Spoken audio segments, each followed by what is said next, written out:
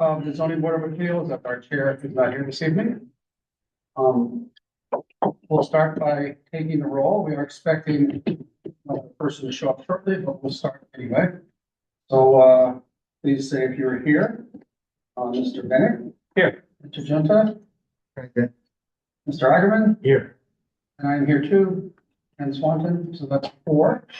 And we do expect Stephen Delisle here shortly. We have several hearings tonight, but first we have a request to continue the first hearing. Is there anyone here tonight to make that continuance request? If not, Caitlin, do you know what meeting they've asked it to be continued to? To January 13th, To 2020. January 13th. Okay, so we need a motion from someone to continue this. I'll move that the request to continue the Field Street Matters application for special permit continue to January 15th. Second. Okay, it's been moved in second. Is there any discussion? Seeing none, we will vote. Mr. Bennett? Yes. Mr. Junta? Yes. Mr. Ackerman? Yes. I vote yes. That's 4 in the affirmative. It is continued until January 15th. Okay.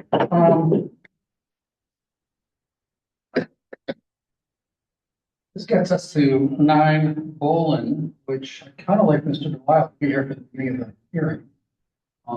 Just pause for a moment. Oh, that's not him.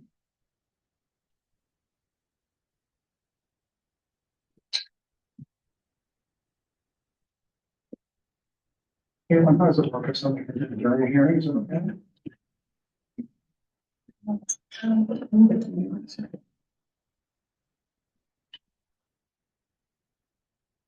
While we're waiting, I will say the way we do these hearings is I will read what the request is. Then we'll have the applicant, often their attorney or architect, make a presentation as to what the request is. And then we'll give anyone in the audience the opportunity to make a comment, pro, con, ask a question or whatever. Although you don't get the questions answered right then.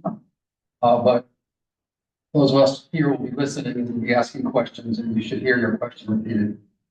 And we'll also take any questions from people in our remote audience, and then we'll close questioning. We then go to question. So close the public comment period, and then we go to questions from the board. We ask our questions, and then we go to a deliberation among the board, and then we vote. It takes 4 or 5, or if we only have 4, to approve any of these proposals that are in front of us this evening. So that's how it works. I'm gonna ask the applicant if they'd like to go. Yeah,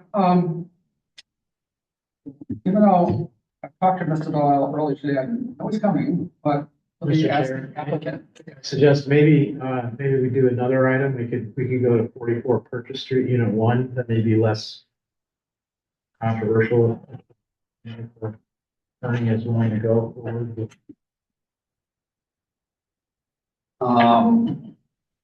The rear addition, 1-story mudroom. Fine. Oh, here we are. We can proceed. I'm scheduled. So we will start out. Public hearing is for 9 Bolin Avenue. It's a special permit for nonconformities where they would like to remove an existing structure and replace in substantially the same footprint with a 3-foot extension nonconformity. So, Attorney Mead, you have the floor. Thank you, Mr. Chair and members of the board.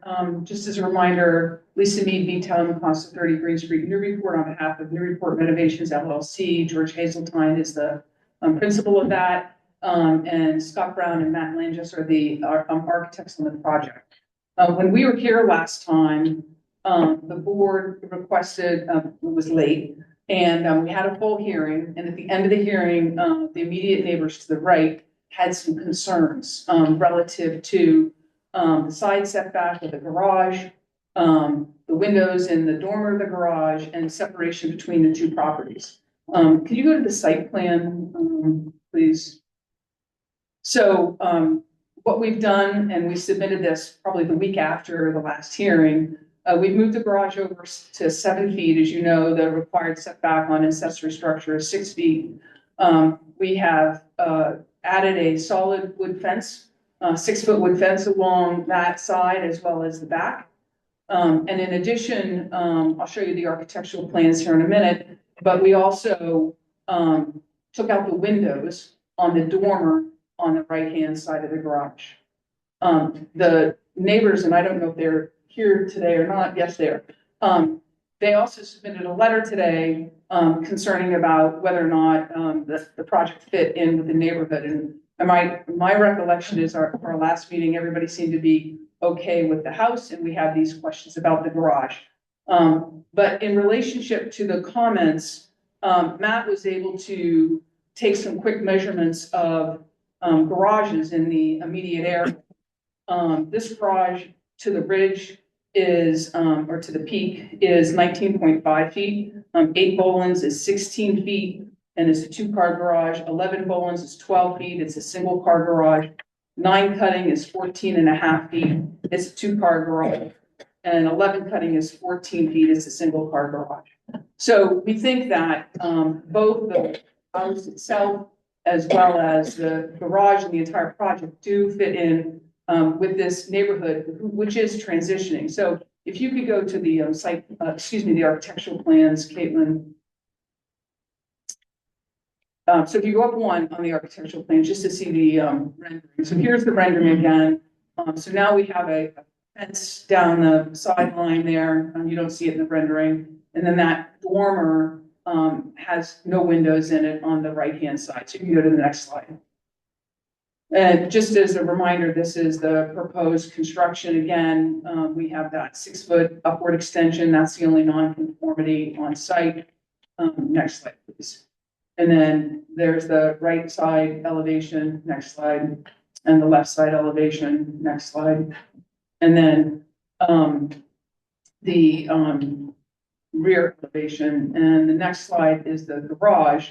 And you can see how we have removed the windows from the dormer in the garage. Mr. Chair, I'm happy to go through the entire presentation if the board would like me to go through the neighborhood again to see the comparison of the homes in the neighborhood, just to be able to address some of those concerns related to the comments of the applicant. I'll just fly through those photographs. If you could go to the photographs of the neighborhood. So this is the house immediately to the right, 11 Bolin. Next slide, please. And then this is the one on the corner, which is a more recent build, as you know, 10 Bolin. Next slide, please. And this is 8 Bolin, so it's on the opposite side. Next slide. Here's 7 Bolin, so we have obviously a 2-story colonial. Next slide, please. And then 3 Bolin, a larger cape. Next slide, please. And then 6 Bolin, another 2-story, full 2-story colonial. Next slide, please. This is the garage. It's in the rear of the other Bolin house on 6 Bolin. Comes out on. I can't remember what the name of the street is. All of a sudden, Myrtle. Next slide, please. And then here's Iona. So it's a cape with an attached garage. Next slide, please. And then here's Myrtle. Here's an extended colonial again. So this is the street behind. Next slide. And another colonial on Myrtle. Next slide, please. And then here's 19 and 19.5 Myrtle, which are obviously very large expanded capes.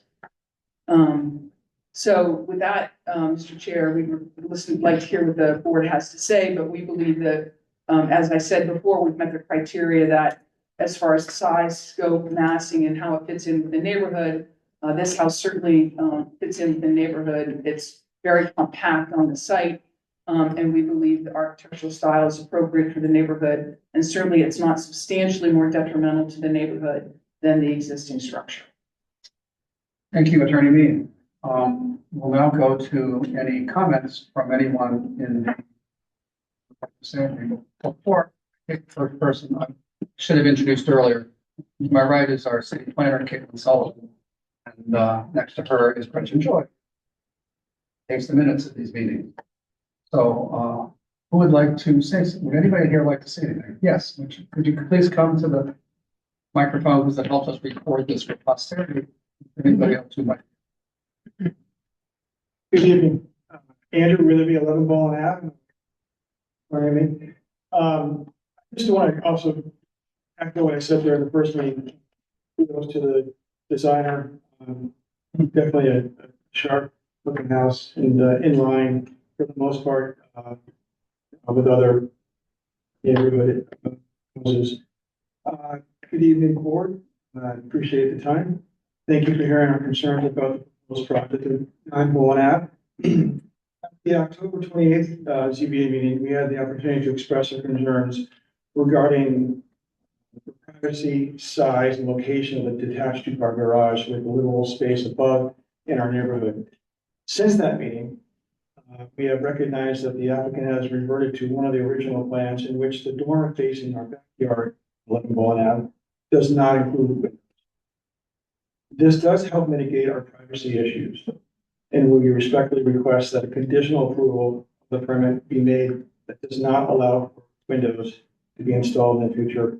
Now that it's just shown, that should be not a concern any longer. To help clarify our concerns about the size and location of the two-car detached garage, we've included images of all abutting properties of 9 Bowen Ave, which I passed around earlier. We hope this helps round up a picture of our neighborhood's character. Please note the adjacent abutters, and mainly more direct abutters. 7 Bowen Ave, a colonial that does not have a garage. 11 Bowen Ave, not knowing the exact size of each garage in the neighborhood. Our property, Cape, has a one-car garage, height lower than the main house. The 3 abutters, 9 Cutting Drive, one-story ranch with two-car garage, height is approximately the same as the one-story ranch it is attached to. 11 Cutting Drive, it's a one-story ranch with a one-car garage, height in line with one-story house. 13 Cutting is a small cape with no garage. As you can see, this neighborhood is a small, tightly knit residential area made up of fairly modest capes and one-story ranches. In contrast, the proposed project 9 Bowen Ave is to demolish a cape that currently has no garage and build a new house, a tall detached two-story, two-car garage positioned at the rear right corner of the property, with that appears to be a little space. While the new house design, as I've just mentioned, is attractive, the detached garage height will clearly dominate the surrounding properties. The proposed garage size and location are detrimental to the character of the existing neighborhood. It is too large, too tall, and fully inconsistent with the scale and character of the surrounding neighborhood. Of the 5 abutting properties, 2 small capes, 2 are single-story ranches. The height of the proposed garage is dramatically proportioned to these nearby properties and are visually overpowering. The proposed building would loom over adjacent one-story homes comprise the neighborhood's privacy, neighborhood's privacy, light, and views. Its massing and roof line would disrupt the established streetscape and erode the neighborhood's architecture. One kind of offers to perhaps a smaller garage in another location of the property would be less detrimental impact. In addition, we are concerned that this plan may encourage future projects that threaten the essential character of the neighborhood. Nancy and I respectfully urge the board to consider our concerns. Thank you for your time. Thank you. Would somebody else like to say anything? Seeing no one in the room. Well, oh, yes, we have someone. If you could please give your name and address. Yeah. Hi, everyone. My name's Joanne Clemens, and I'm on the agenda later today. But I'll be speaking later, but I completely empathize with the previous speaker. In a 2-story garage with a bonus room and dormers that overwhelm the character, the historic value of the North End. Thank you very much. Thank you. What was your address, Bill? Oh, sure.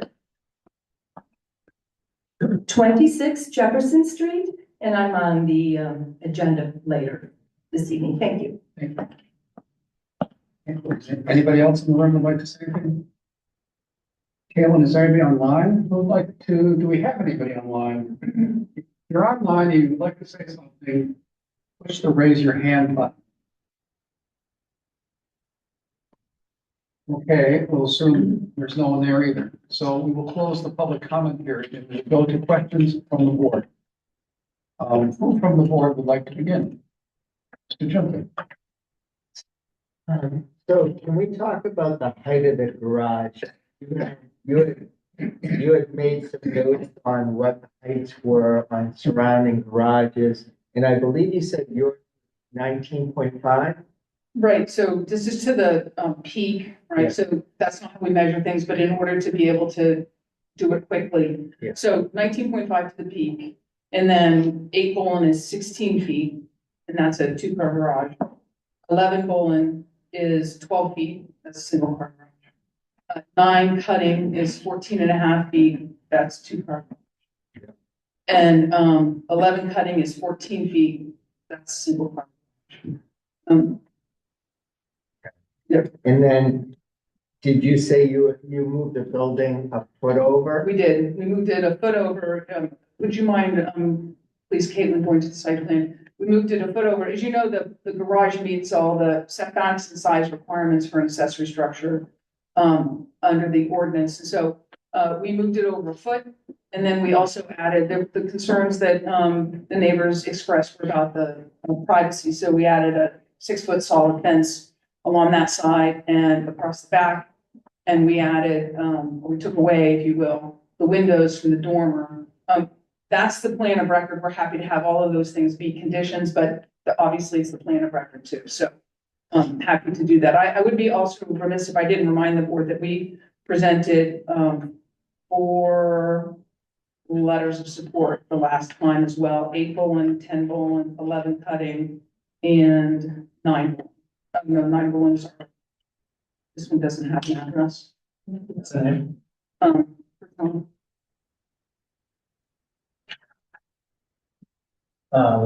the left. So, a lot. That is 7. So, All right, thank you. Who would like to go next? I just have a few questions. This is so, well, just tell me, what are the height limitations for it? 15 feet to the mean. And how about this side yard setback? 6 feet. Right, so you went to 7. 19 versus the permitted height of 15 mean, so we wanted to do an even comparison to the other ones we were measuring today. So we did to the peak because we couldn't do all the figuring to the mean. So it's 19 to the peak, but it's 15 to the mean. 5 with the requirement. That's right. And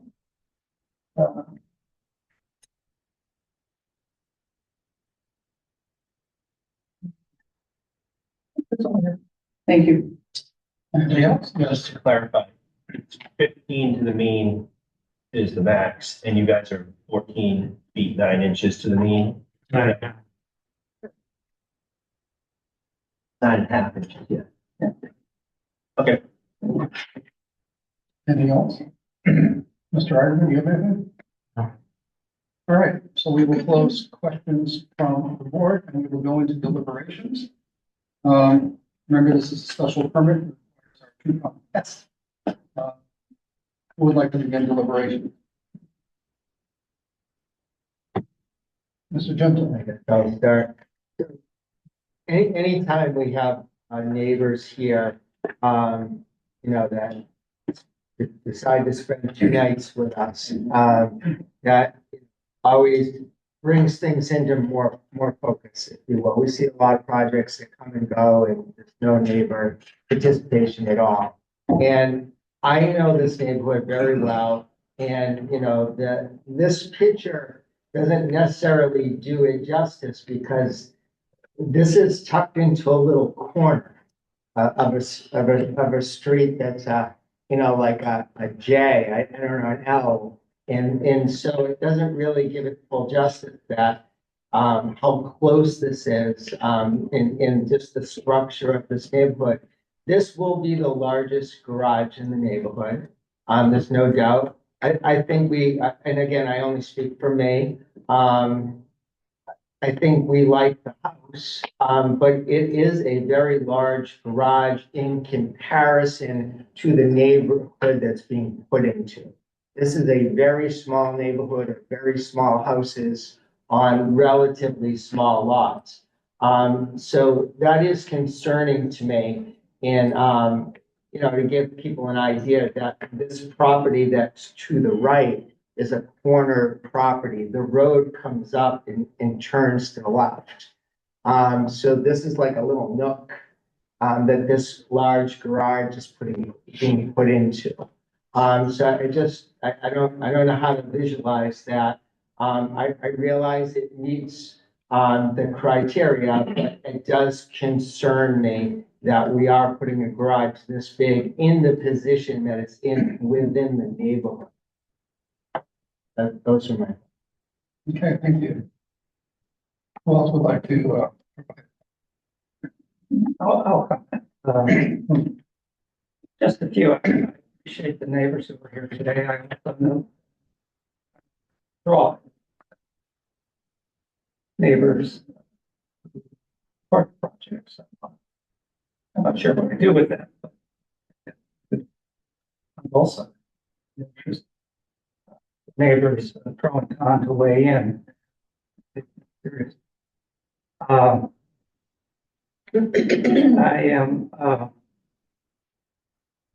I'm pleased by the changes that were made. Hearing, and I also is significant way to the fact that structure which could be built in the absence of the other aspects of this project. So I turn my attention then to the home. Yeah, Hanson. We're I counted 1, 2, 3, 4, 5, 6, 7, 2-family homes, or two floor structures in the neighborhood. There were about an equal number of single family. So again, it's kind of it's not the biggest, it's not the smallest, certainly. By the mere fact that two-story, by the numbers presented by Attorney Mead, the largest of those identified, however, side again consistent with the zoning requirements. That's for uses of that. Lots of other requirements regarding lot coverage and space and the like are all met. The house itself is well designed, comfortably fit in the neighborhood from that regard. And I think it is an improvement as that goes. So those are my observations, and even though I do not find that be substantially more different.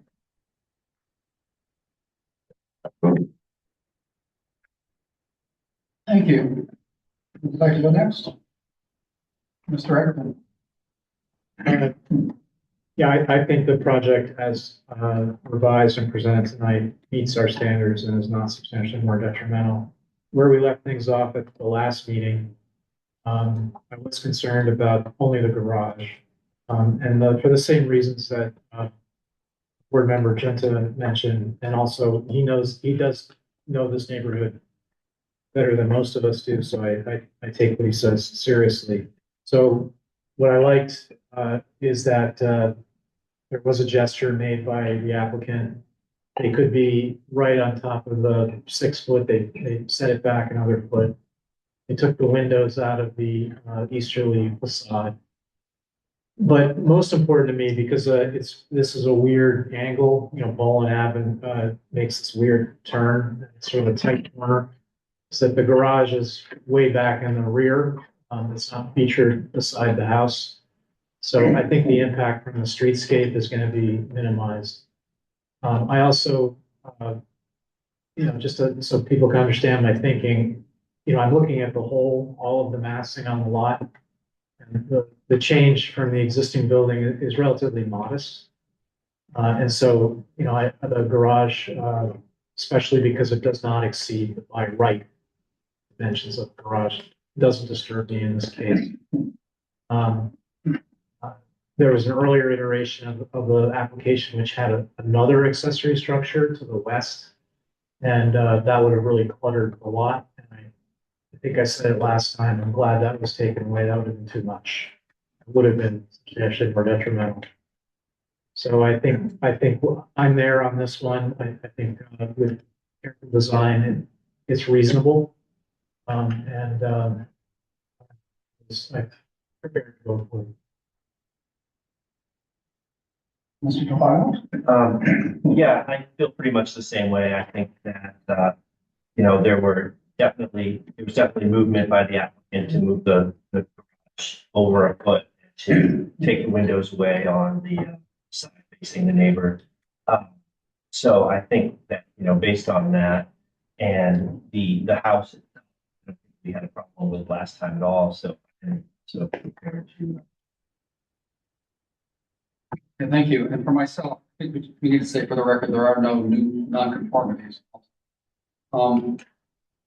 I too can support this application because, quite frankly, they could forget the garage right now and come back 6 months from now and ask the building department to build that. They'd let them because it fits all the requirements. They would not have to come here. I think that's already been said, but I just want to emphasize it. But I do think it's very constructive that despite that, the applicant has set it back an additional foot and has agreed to not put windows on. And I heard their attorneys say that could be a condition as part of this approval. So that also swayed me. So I think it's not perfect for everyone, but it helps everyone. So anyway, I can support it. So now we're looking for a motion. I would move to approve, grant the approval that's submitted on the drawings tonight with provides that there be no windows on the easterly side of. Thank you. Is there a second? Second. All right, it's been moved and seconded. We will vote now. Mr. Delisle? Yes. Bennett? Yes. Mr. Junta? Yeah. Mr. Hageman? Yes. I vote yes. So that's 4 in the affirmative, 1 against it. Thank you. The next hearing on our agenda is 44 Purchase Street, Unit 1. This is another special permit for nonconformities. They would like to remove the existing structure and replace in substantially the same footprint. Oh, I'm sorry, I'm reading the wrong one. This is to construct a 1-story mudroom in place of the existing rear deck, extending a non-conforming side setback. That's a 44 purchase. Could you introduce yourself? Good evening. My name is Chris from CWC Design, representing my client, Sandra Pinari at 44 Purchase Street, condo number 1, which is on the right-hand side of this building. Just going to go through a couple of slides here and kind of explain everything for you. The existing building is a pre-existing non-conforming structure and lot. And go to the next slide. Here's a side profile of the property or the portion of the duplex that she owns. The next slide, please. This is the rear of the property, the whole entire building. Next slide. This is the area in which we're trying to replace the existing deck and put on a mudroom in the same footprint. Only it's going to be about, I believe it's about 2 feet larger to the left. And then the deck at the same depth that it is now. Next slide. In this angle, you can see on the left-hand side of there, you can see there are some vent stacks that are there. Those aren't moving, so the structure will not be any closer to the corner of the house than up those vent stacks. Next slide, please. So this is the proposed site plan.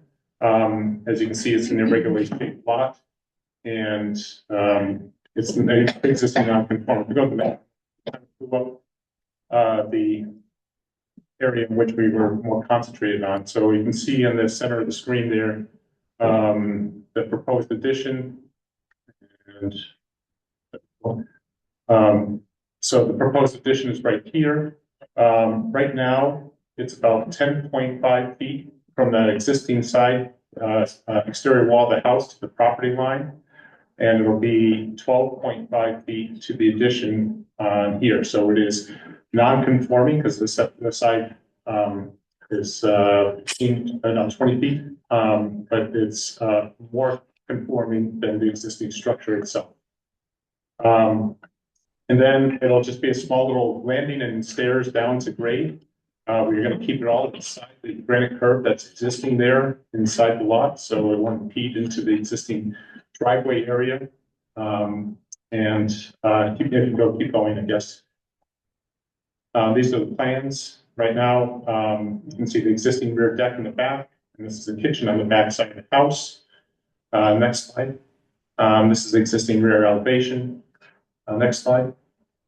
So what we're doing here is proposing is a mudroom on the back side where she can have a closet and a bench, and then we're going to open up the kitchen a little bit with a half wall so that she can see into the mudroom out to the backyard, the driveway, and then she's going to extend her kitchen into the left-hand side of the backside of the room. But it's going to open up into the mudroom so she can allow her to have a little bit more space to come into the house and not be dropping her stuff off in the kitchen instead of where it should be in the mudroom. Next. This is just a little bit blown up, a little bit bigger so you can see it clearly. The bulkhead stays where it is. The wall on the left-hand side of the addition stays in line with the fence. That's the screen fence that's there now. So there is a 2-foot margin between the right exterior wall and the addition on the mudroom addition. The next slide. And this is just what it would look like from the exterior. Similar in line with the rest of all the other materials on there, as well as the trim and the shingles and all that stuff will be exactly to match in kind to the rest of the structure. Next slide. And this is just from the side profile as you come up the driveway. That's it. I'm here for any questions you may have. All right, thank you. There'll be a time for questions. I'd like to see if anybody here tonight would like to make any comments on this. Yes, you are. Please state your name and address. Good evening. My name is Brian Balcom. I live at 44 Street, Unit 1. I'm here to discuss a little bit about the project. I'm in favor of it. We've spent a lot of time with the plans, and the rendering that he put together was accurate from everything that we discussed. The only thing I'll say that may not be clear in the plans as I was looking at them is if you can go back to the site plan, I think it'll be helpful to understand who the neighbor is. Fritz Erickson is the neighbor to the left-hand side. And if you see the structure, that's actually his house. And that structure goes all the way down, maybe halfway to the garage. There's no windows on that side. It's actually his office. So that property's been added on to a few times, well before this was constructed. So ultimately, we're in favor of it. I understand the limits. My place is a mirror image of that. And so what you end up doing is walking into the kitchen from that door in right in the middle of the kitchen. And Sandra has a dog, and it's quite active, and it gets into a lot of places, mud and water. So she's just looking to take the deck, which isn't really architecturally anything other than it's a small deck that we use to step down, and we use it for some means. So ultimately, I don't think it affects any part of the nature of it. The building's constructed in 2012, which was from an old renovation. She has very good taste. It'll be done pleasing to everybody in the neighborhood. I think there's a letter in the file that the neighbors supported it. So that's what I wanted to share today. So I'm all in favor of it. Thanks for listening. Thank you. Anyone else would like to comment on this one? All right, let's see if we have anybody online. Would anybody online? We only have 4 people online. Would any of you like to comment on this one? Please push your raise my hand button. Seeing none, we will then close public comment and move to questions from the board. Who would like to begin?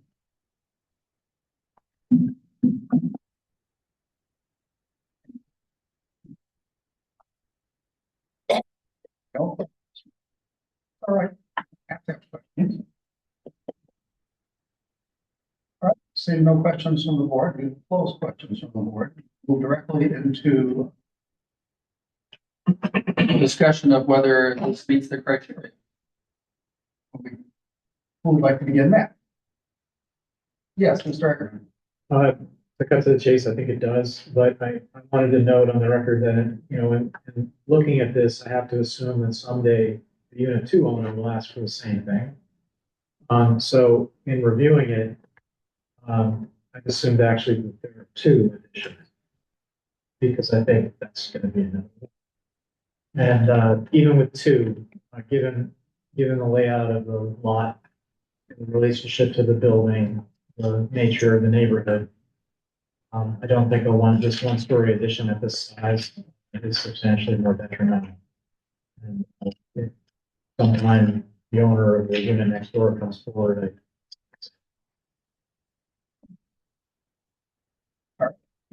Anybody else? I agree. Yeah, I agree as well. There's no new non here, and the location of the addition is certainly in a position that.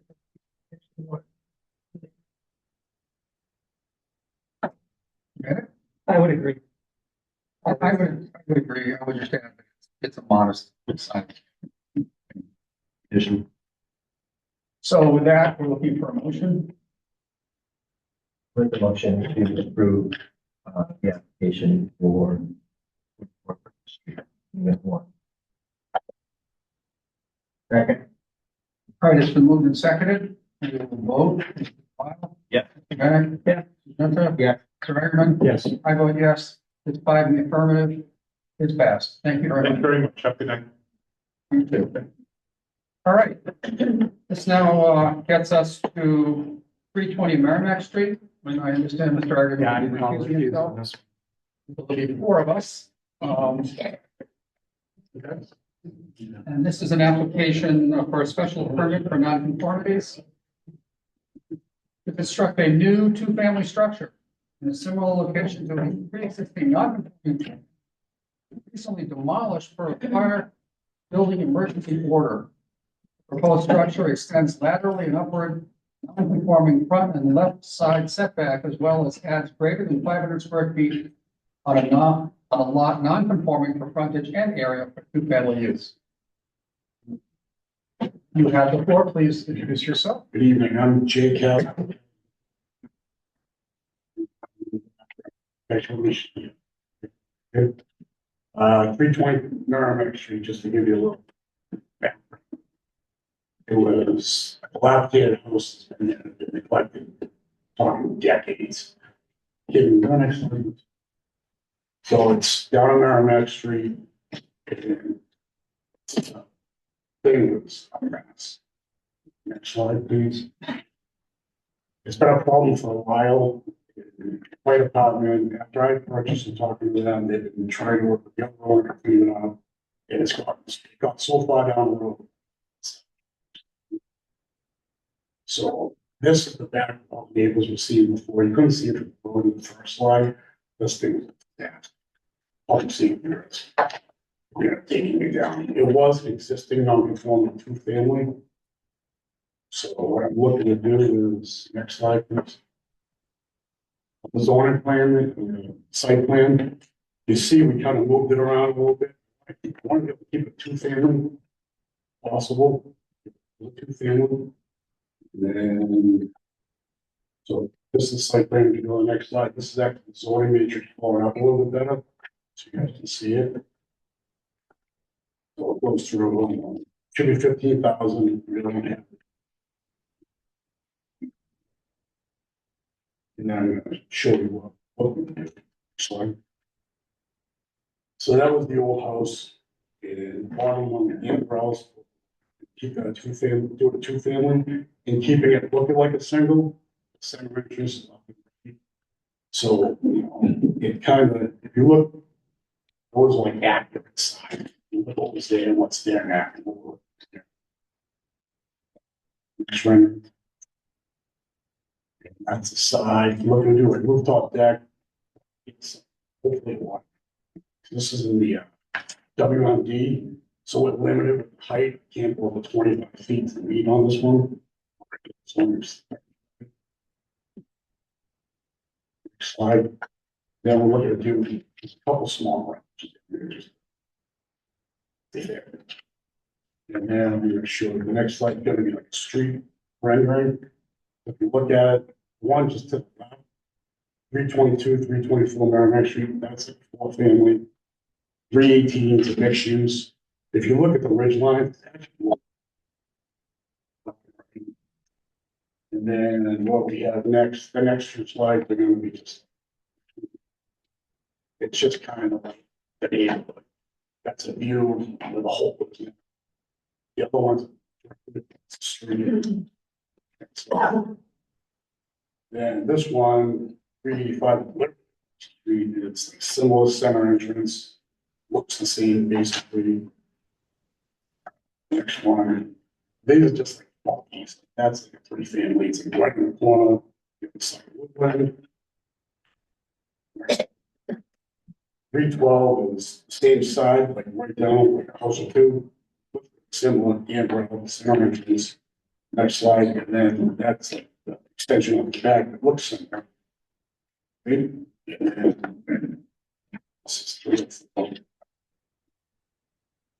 So then they're just the next one, just the comparisons of signs.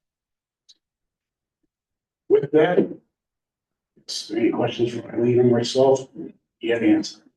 All right, we'll get to that after giving people a chance to comment. So now we go to any public comments from anyone in the room who'd like to speak in favor or against, or ask a question or make any comments. Yes, you can come to them.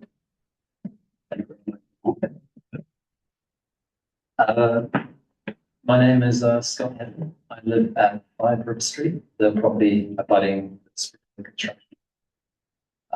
Thanks for giving us the opportunity to. Overall, thank you very much for taking down the building that was there. It's been a bit of a blight in the neighborhood for a while. So I'm glad to see that's come down. I think we've got two sort of concerns with regard to the structure. Is the impact on privacy for our yard. So historically, the former structure was set lower and it had sort of 7 windows, smaller windows overlooking our yard. The new structure is much higher. I think there's 22, 24 windows now that look directly on our yard. And there's also a balcony area that sits on top of sort of the second floor, which will also sort of overlook the yards of the neighborhood. So that's our first concern. The second concern is the site itself is on a slope, on a gradient. And now by filling up the site with more structures, the paved driveways, the garages, we've got some concerns about drainage, how the water will move around the property. So there has been, when we get heavy rain in the past, it does come down. So just wondering how that will be managed and thought about. Thank you. Would anybody else in the room like to say anything about this proposal? Or ask questions or comments? Seeing none, we'll look online. Is there anybody else here online, by the way? Planning Department Chair has joined us here. If anybody online would like to comment, please push the raise my hand button. Seeing none? No, we do have. Oh, that's. So, Hi, my name is John Growitz. I'm a resident of Merrimack Street, 149 Merrimack Street. That building sat dilapidated for many years. I think the design itself is going to be a positive for Merrimack Street as a whole. It's already an existing previous use. So I see no problem with the approval of the project. And I look forward to seeing it be built. thank you. Would anybody else online who would like to raise your hand? Okay, seeing none, no. We have someone else in the audience who would like to say something, so you have the floor. Thank you. Joanne Clemens again, 26 Jefferson Street. I'm on the agenda later, but I completely empathize with the previous speaker of lack of privacy of the abutters. Thank you. Thank you. All right. With no one else, we'll close the public comment period and we'll move to questions from the board. Who would like to begin questioning Mr. Beck? I just have to, how far is it from the rear of to the home of gentleman who testified? I apologize. So heavily, it's 5 River Street. I'm sorry, Mr. Don't know exactly. Oh, roughly. So I've got this. And that's 58 feet or 56 feet to it. I'm sorry. That's correct. So the existing is actually existing, the home that was Correct. demolished was 50.5. They actually moved it to 55.7. So it's been pulled away from the rear. And where, how far?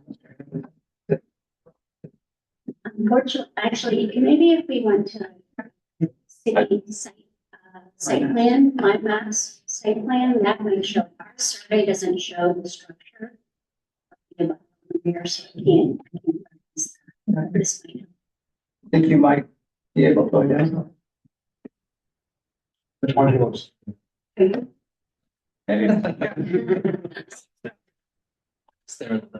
So there's still a good distance between the house and the rear of the property. It's more the yard that it's overlooking, because that's kind of our primary living space. The house is orientated sort of horizontally against the street, or vertically, I should say, rather against the street. So that's. Would you just point out the? That's the Thank you. Thank you. So the one we have on the plan, the closest rear that I have measured on here, rear setback 56.5. And that actually skewed, if we can go back to my site plan, Caitlin. So it actually skews away further, so it gets even further, you know what I mean? Kind of running. This house is I see that. Thank you. How many rooms are in each of these proposed units? What? Four bedrooms. That's good. What's the total square? Living. Total square, so each unit is the same, and it's 23.25 per square footage, with a total of 46.50. And Mr. Casley, you said the existing structure, this structure is 500 square feet larger, but the footprint. Or maybe I was correct. no. I mean, it's larger than the other one. Give me some order of magnitude. The old destroyed structure and this structure. Flat coverage. What was? What was there? On city record, it was 25.44 square feet. And this structure is proposed to be 46.50 square feet. You look kind of, I mean, this is very rudimentary, but if you look at the posted picture in the hatching, that's Yeah. the other thing you used to lay out, where it kind of sprawls out. And getting it more because I pushed back and sent it away, Yeah. all the way to the other one, and infill that area. Yeah. But in actuality, when you go on heights. Yeah. If you go to Caitlin, if you go to that first elevation page. Slide 7. So you see in the corner, actually, it's reading, because that tower was real tall, it's reading. It kind of squats, it's reading higher towards Merrimack Street, obviously. And then it does drop down. Why it's kind of taking streetscape pictures of it. Basically, like cars, it could be slide.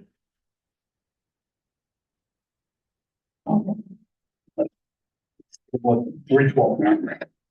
But 312, it's a step. Move down. Yeah. Just so you- right. Yeah, right. Yes. Say it's very handy building. How about was it? Can all agree with that. That's it.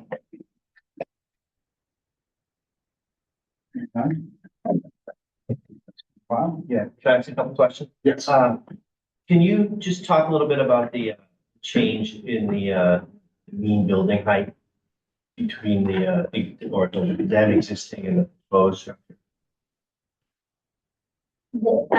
So, do you clarify, if you would, so do you in reference to the Just previous structure? comparing the two, yeah, just what you were at going to. Absolutely.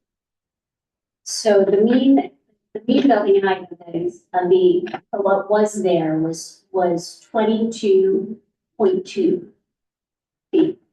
And this is 24.9 feet, So you're going up like 2.5 feet. correct. And again, the limit of 25 is with the WPM. And if it were outside of the, It could go to 30. Anywhere else not to 35. It's 10 short of that usual. and with respect to the question about the drainage, I think last time I was seeing that drainage issue, we talked about it. So it's, in terms of drainage by law, I have drainage on site. And we'll mitigate drainage because, yeah, another thing, I did some stuff and some plans, but by law, it's really stormwater drainage. So when we get in there, I'll make sure. I'm good at work. I'll make sure it's no water, trust me. I'm not gonna fill the site. Put permit in the back of your area. And then it won't. Have you given any consideration to plantings along the line? Yeah, I'm gonna screen it all, I just kind of want to get through this phase of getting a building permit. You know, it screens, took down in September. And, yeah, I'll screen it, I'll do it, all that stuff, make sure it looks good. We want, people all want privacy, we want privacy, I want privacy for clients. And then I just had one last question for Eileen. I noticed you had the 6/1 windows as opposed to like a 6/6. Here, 6/2. Why? That's July. It was sort of a little bit of a compromise to getting some of the pure light out of a one light versus the six light. So this was somewhere in between that gives you this sort of historic feel of multi-panes, but yet a little bit of the openness of the single below. Yeah. Do you think with the other gambrels, like the immediate vicinity, that it might having the one with the one light on the lower pane would be strange or too different from the others like that are proximate to it? Well, only because I'm actually speaking on a later project on 28 Jefferson. That's one that is 6/1 and that's historic. Oh. So it could very well be that read home you could have the same type of divisions. 6/1. Like what kind of period home? I mean, Well, the one future, you're right, 28 Jefferson is a Greek revival, so 18. So with this Gambrel, you could be earlier, 18s, but could still slide into 6/1, you know, and still be accepted. And then my last question I would ask about, what about some sort of mock chimney or something like that? I mean, the picture of the other Gambrel presentation, you know, the chimneys are pretty dry. Well, you know, I don't know if that's something that can be done, you know, not, I don't want to say easily, but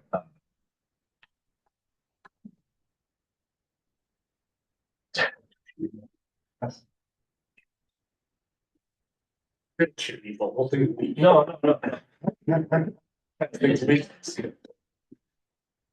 don't care. Glad should be. I think you'll get. Where do you want me to?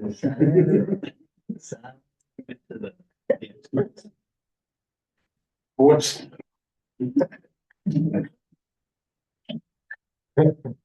Thank you. I have. Could you put up the zoning matrix? So, basically this lot should be 15,000, it's under 10. Should be 120 feet at that 80. I guess the number that sticks at me is for an undersized lot. You're going from 2,500 square feet to 4,600 square feet, you're going up 80%, over 80% bigger building. Which is a lot of massing increase. I agree, it's building looks like it sort of fits in. That's a very large increase in massing for an undersized lot. I just, did you think if there's any other way to do it? You keep it a single and just do this as a single. I just think city needs some two-family stock. I mean, I could just go as a single. It's single. I mean, I gotta get, the reason why it's big is I gotta get gross living here and make it market. I'm sorry, you gotta get the what? I gotta get gross living. People want to buy it. And so, you know, if you look at some of these, like, in one of the things, I have comparison, size comparison thing, and some of the stuff in Merrimack Street, which is really nice, close by, they just slide number.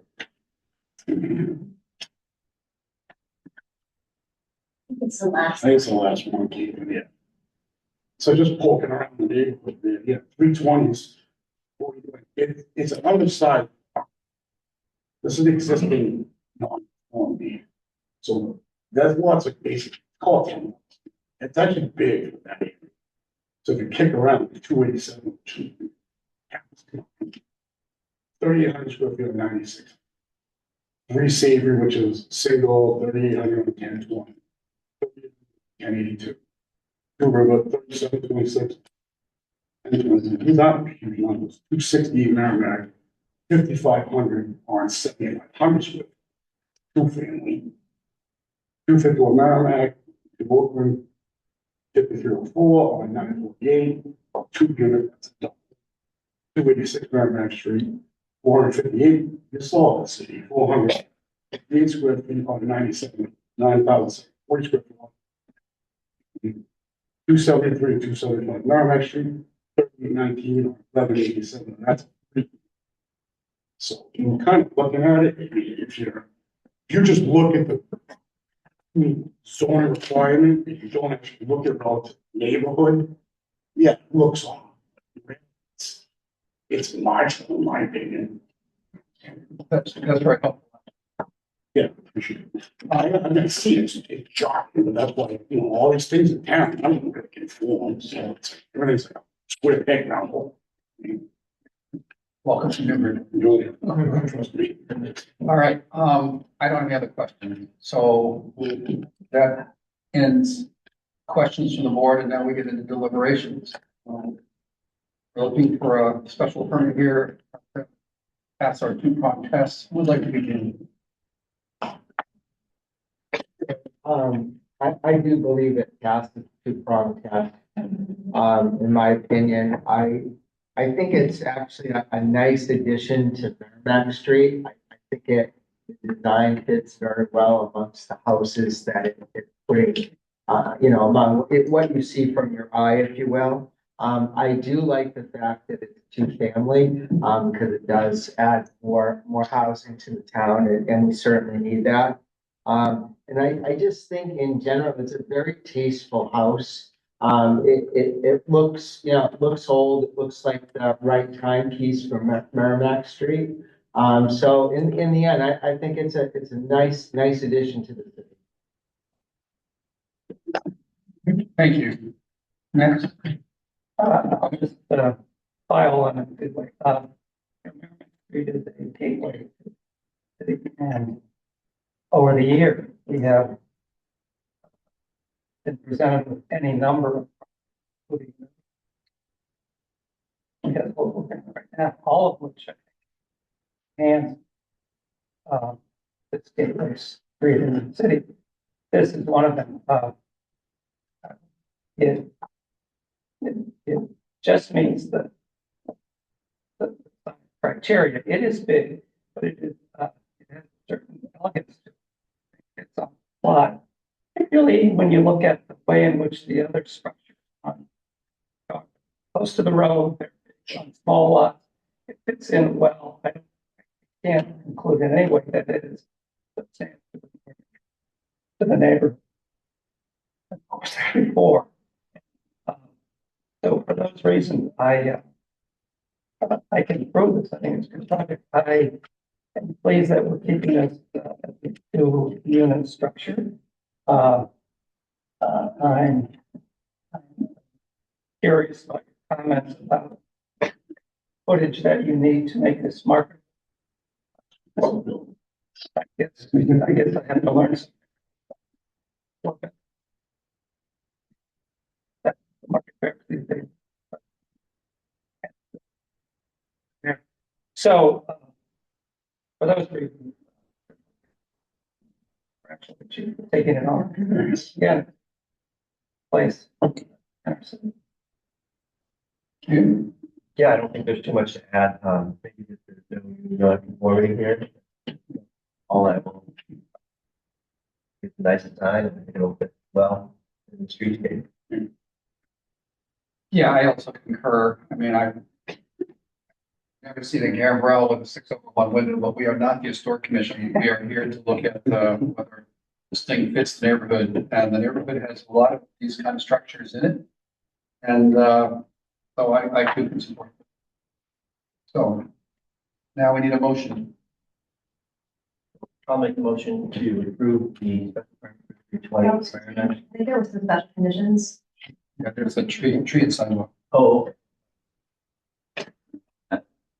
Motion subject to the special condition for tree and sidewalk and the chimney, 2 chimneys. Good. Yeah. Non-masonry. Yeah. Was that one or two?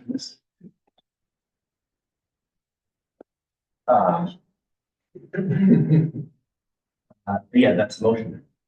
Is it a second? All right. And you understand the two conditions, Yeah. Caitlin. she has the tree and sidewalk, and he has the Yeah. chimneys. Yeah, I've got the DPS tree side. And I saw. Do we have documentation on the chimneys, folks? So, You guys know what chimneys are required? some fake couple chimneys. They're not on the plan, that's all I'm saying. I'll make sure it's got one I submit them. I'm sure Jen. If there's anything that's not clear in the plan, then we should have a explicit binding decision to make that clear now, so. I guess that's the question. So are we basically asking, please, add a plan that it puts the chimney in? if you're closing out tonight, I would suggest it be a condition of the approval and then a revised plan be submitted. But the permit might be the cleanest way to do it. But, just to recognize the fact that the plan to refer to the decision made. Right. So, yeah, I think we all want to close this tonight, so, Yeah. so that's, are you okay with what you I'm just good with that. Yeah. All right, so with that, yes, Remember the request two, but not brick. The request. two but not masonry, yes. Yeah. As long as that. I'll make sure it's not on All right, so we have it moved, it's been seconded.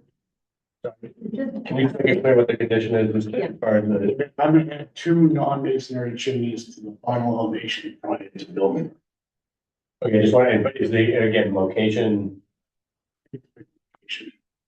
Okay, just want to just make sure there's agreement between the board and the applicant of the details of something that's being, Yes. set by conditions. So, Visible from the street, right? I know what you mean. Right, so it takes location but visible from the street. okay, thank you. All right. We have a motion, it's been seconded, we all understand what it is, so it's time to vote. Mr. Delisle. Yes. Mr. Bennett. Yes. Mr. Junta. Yeah. Yes, it's for the affirmative, you didn't. You got it. Thank you very much.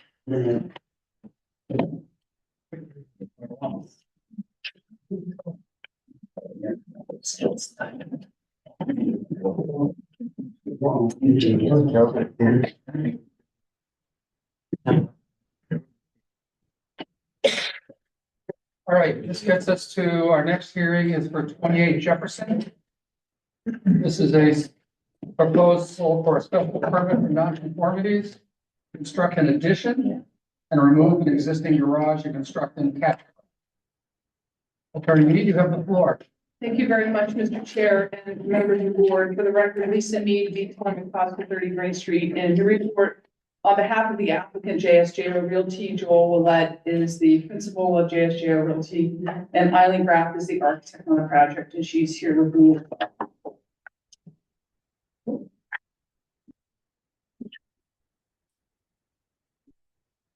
Yeah. All You guys-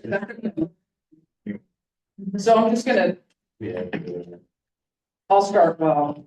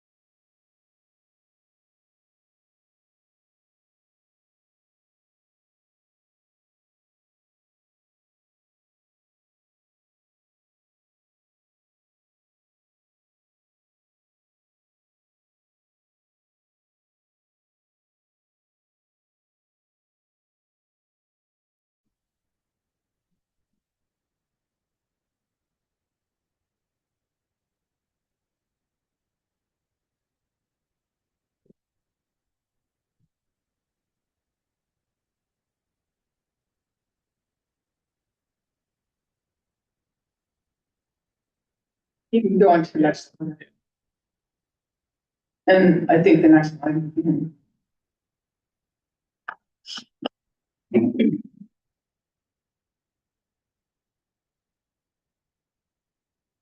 you go. So the current structure has 2,002 square feet of living space. The proposed single-family home will have 2,527 square feet of living space.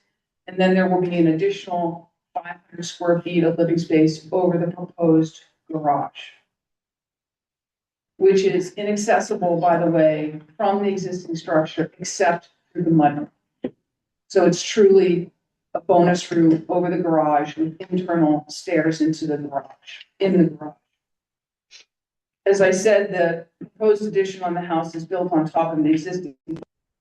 There's a little bump out of about 66 square feet of a mudroom addition on the first level. So where, I need to go through this, but where we have the connection of the existing one-story addition in the back, there's going to be another 66 feet added to that. But that's inclusive of the 2,527 square feet of living space in the existing house. There will be no impacts on the existing nonconformities other than the addition of more than 500 square feet, which is that addition over the garage. So if you go to the next slide, please. So here's the home. As you can see, the garage, the current garage to the left, that's going to be removed. If you drive by, it actually looks a little more forward, but you can see there's by the size of the dumpster, you can see it's almost on the sidewalk. So you can see about where the garage is. And then you can see the edge of the one-story addition on the back, which is on the left-hand side of the house. Right? So that's going to become the mudroom where it's going to be. Next slide, please. So here is the right side of the house. And you'll notice the tree line, and not to be fooled by that tree line, the property line is actually over to the right along that retaining wall where those leaf bags are. And we'll show you that on the site plan in a moment. There's actually 17 feet between the one-story addition in the rear and the sideline setback. Next slide, please. So here's another shot at that side. You see the large mature evergreens along this right side of the house. Those carry all the way back to the back part of the existing one-story addition. Next slide, please. Again, here's the right side of the house, another shot of 28 Jefferson. None of this is changing except for being renovated. Next slide, please. So here is the rear. This is, excuse me, that's up close to that side bump out. And you can see, if you can see that sideboard in the back, that's that new addition where that brick foundation kind of drops off. That's that one-story addition in the back over which we're going to build the second story. Next slide, please.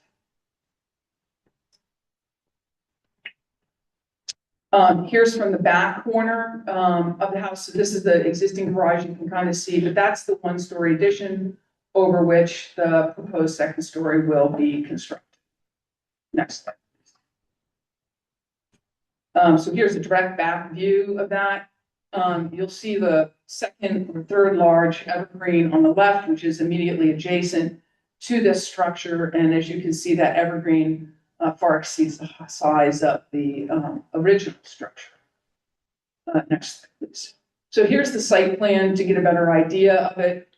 You can see Everett, the engineer, he did draw the trees and he put the placement of the current existing trees on there. You can see that the side of the house is 17 feet away from the right-hand side line. The proposed garage on the left-hand side is 10 feet away from the left-hand side of the property. The existing structure is outlined in white and the proposed structure is the kind of peach, but that one to the rear of the house is actually the second story because of course that footprint already exists on the ground.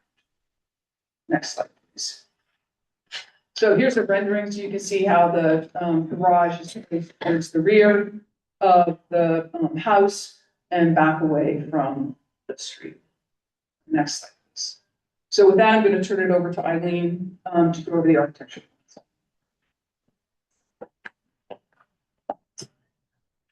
So as Lisa's already mentioned, as far as the forms that are being added, I'll move quickly through these. So you can see on the bottom, again, after seeing the rendering, the garage structure on the left side. You slightly can see also between the two structures is that doorway, much like it is on the existing, is the same location for the micro entry, but we'll have a second story above it with a flat roof. And likewise, if you look to the right of the original gambrel, the second story structure with the flat roof as well, and the back of the property. Next slide, please. On this elevation seen from the downhill side of the property, again,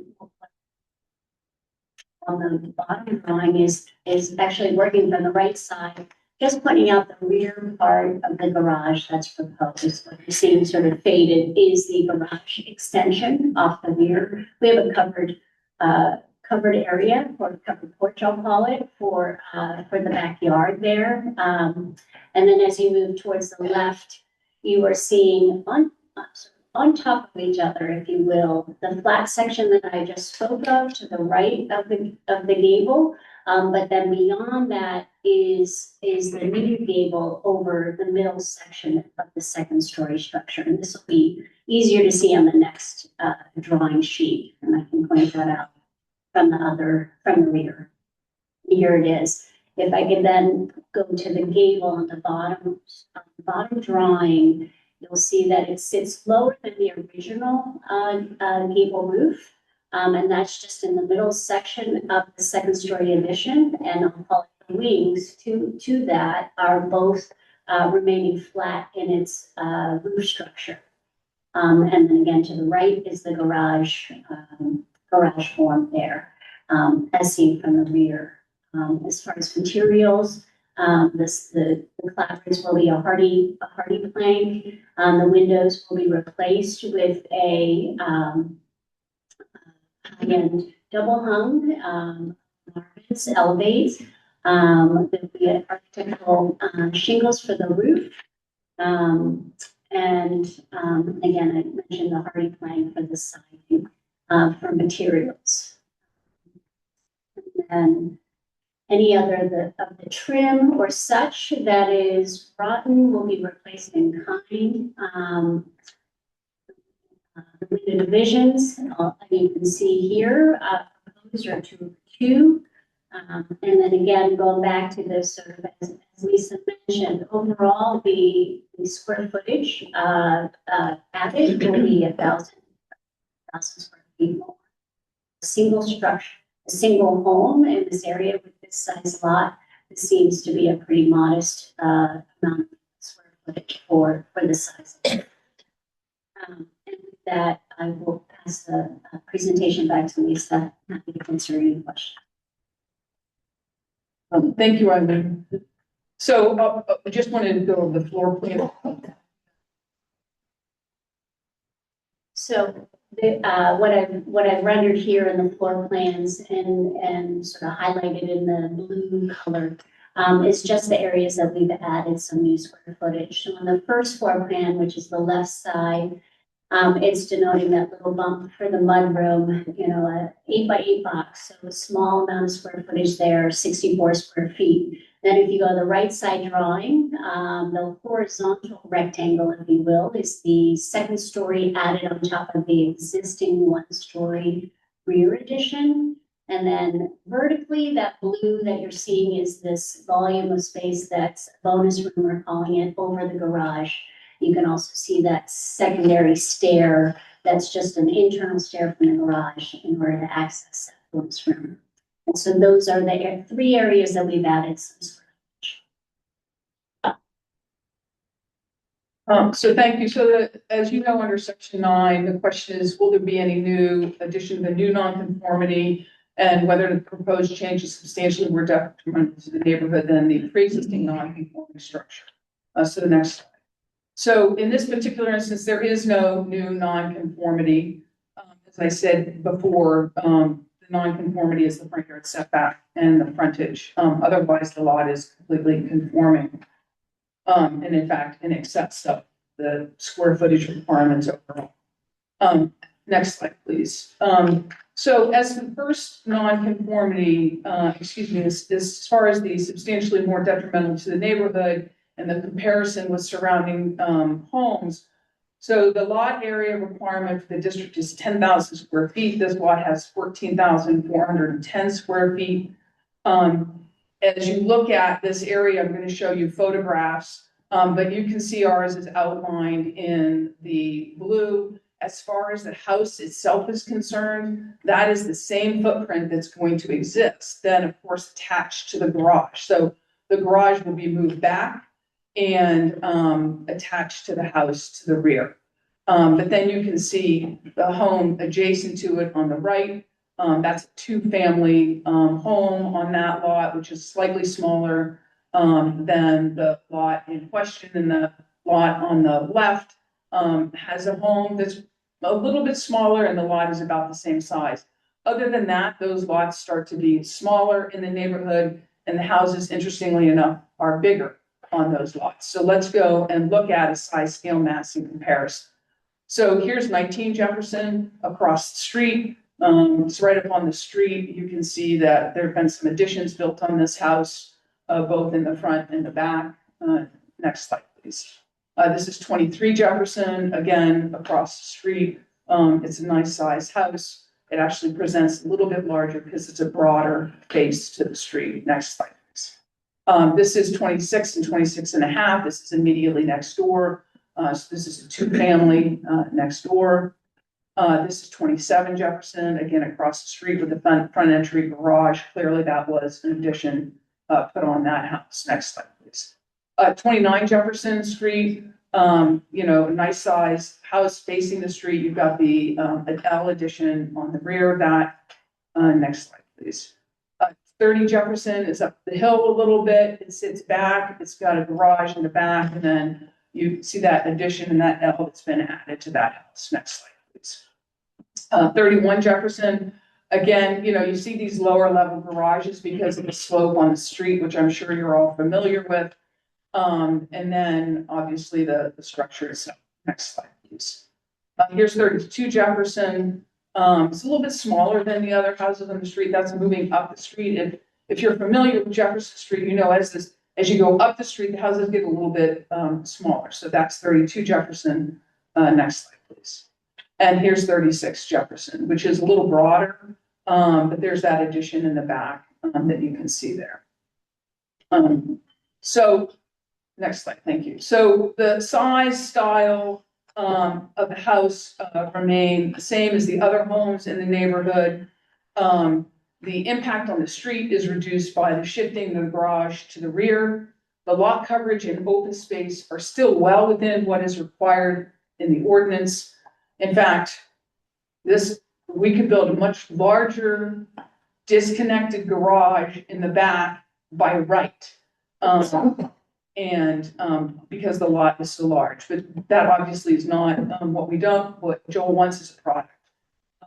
We believe that the board can find that the upward addition at the rear of the property and the reconstructed garage will not be substantially more detrimental to the neighborhood than the existing non-conforming structure.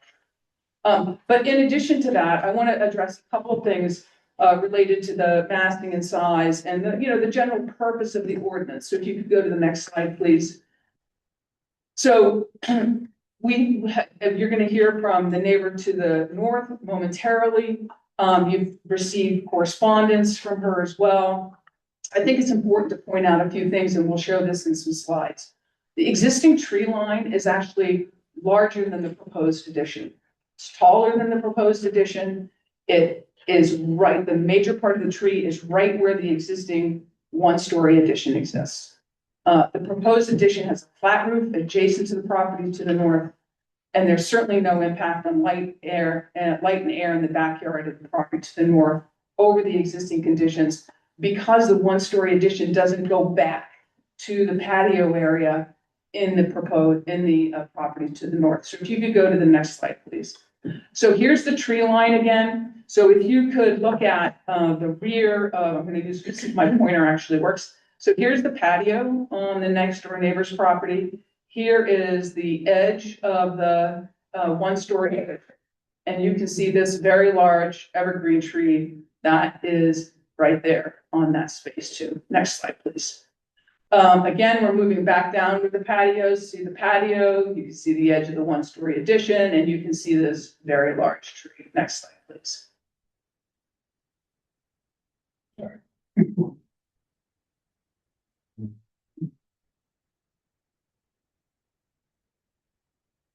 So now we're looking in the backyard towards Jefferson Street. Here is the one-story addition. Here is that tree, and there's another tree right there, but this is the one that's adjacent to the one-story addition. And you can see that here's the main part of this house next door. Next slide, please. Again, we're looking at that one-story addition, and you can see the size of the evergreen that is adjacent to that structure. Next slide, please. These next two slides, I'm sorry, they're a little fuzzy, but these are taken from the backyard looking down that tree line. And the next slide, and the next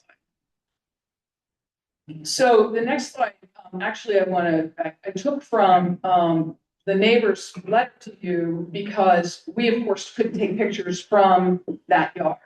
And I think that it's really important to see a couple of things. So first of all, you can see this is the patio. Here is the edge of the one-story addition. And here's the sunlight, which is to the right. And this is, in the middle of the day. So sunset is going to be over here somewhere. But you can see that this addition doesn't block the patio at all.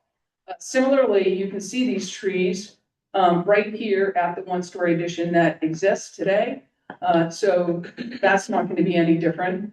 And then again, you can see this window on the house is looking out at that sunlight, which is to the right of the one-story addition right here. And so again, and here's the tree that's in the area of where the addition is going to go over the one-story addition. So if you go to the next slide, please, Andy.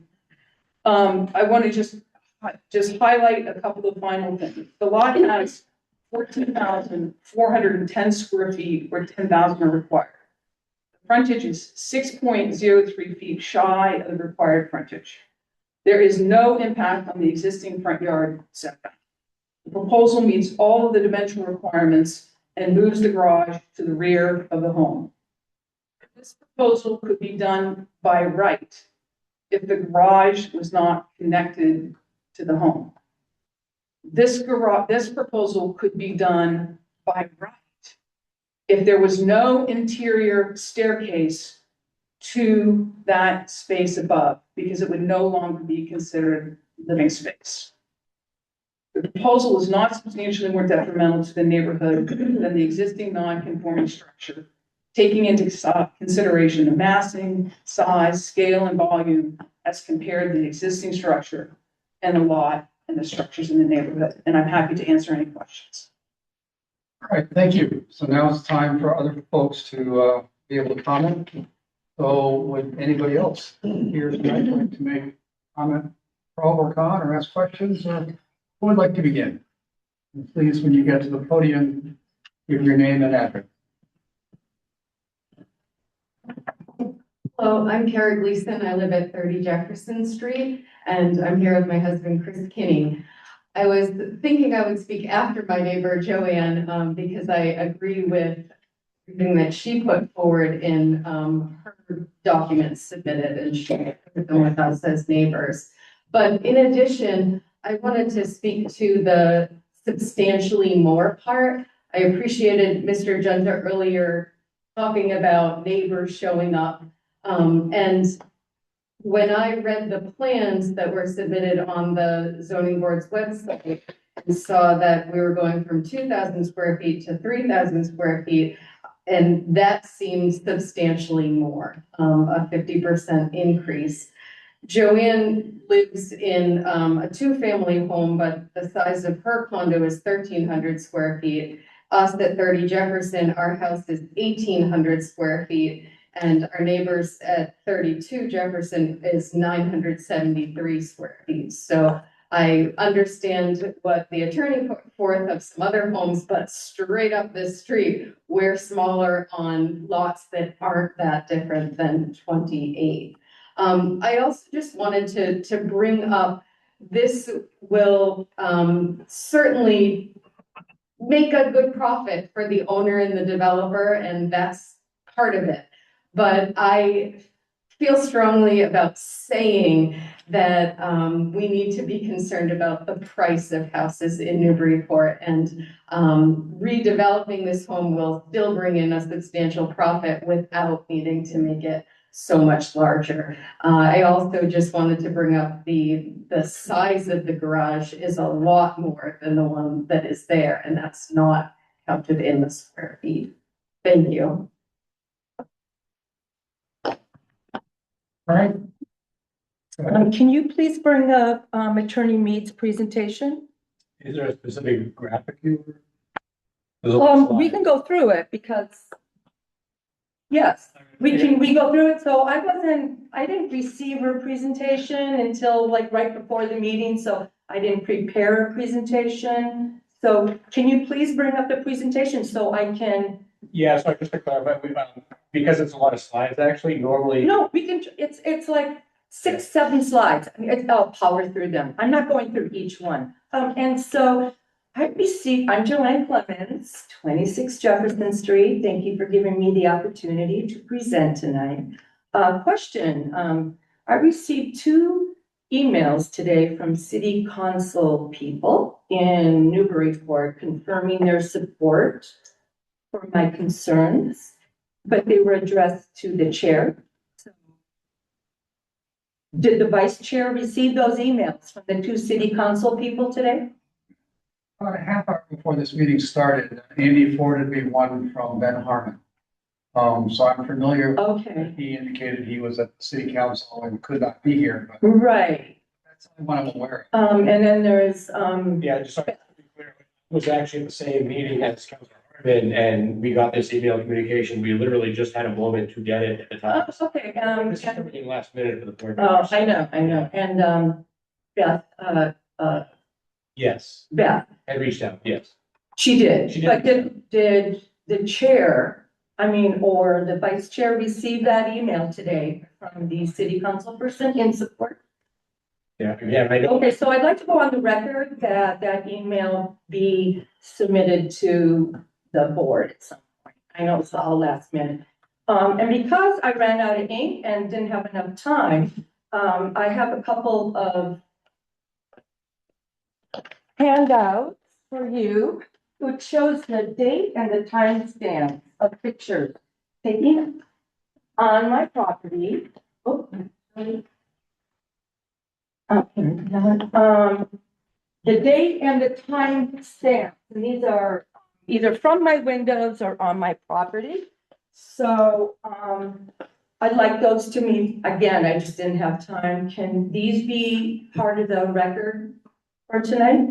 Or do I have to submit an amendment? We can take that and we can upload it to the record. I just asked if I could get one of the members or one from you that we could copy. To upload. Yes, exactly. Again, I ran out of ink, okay, I didn't have time.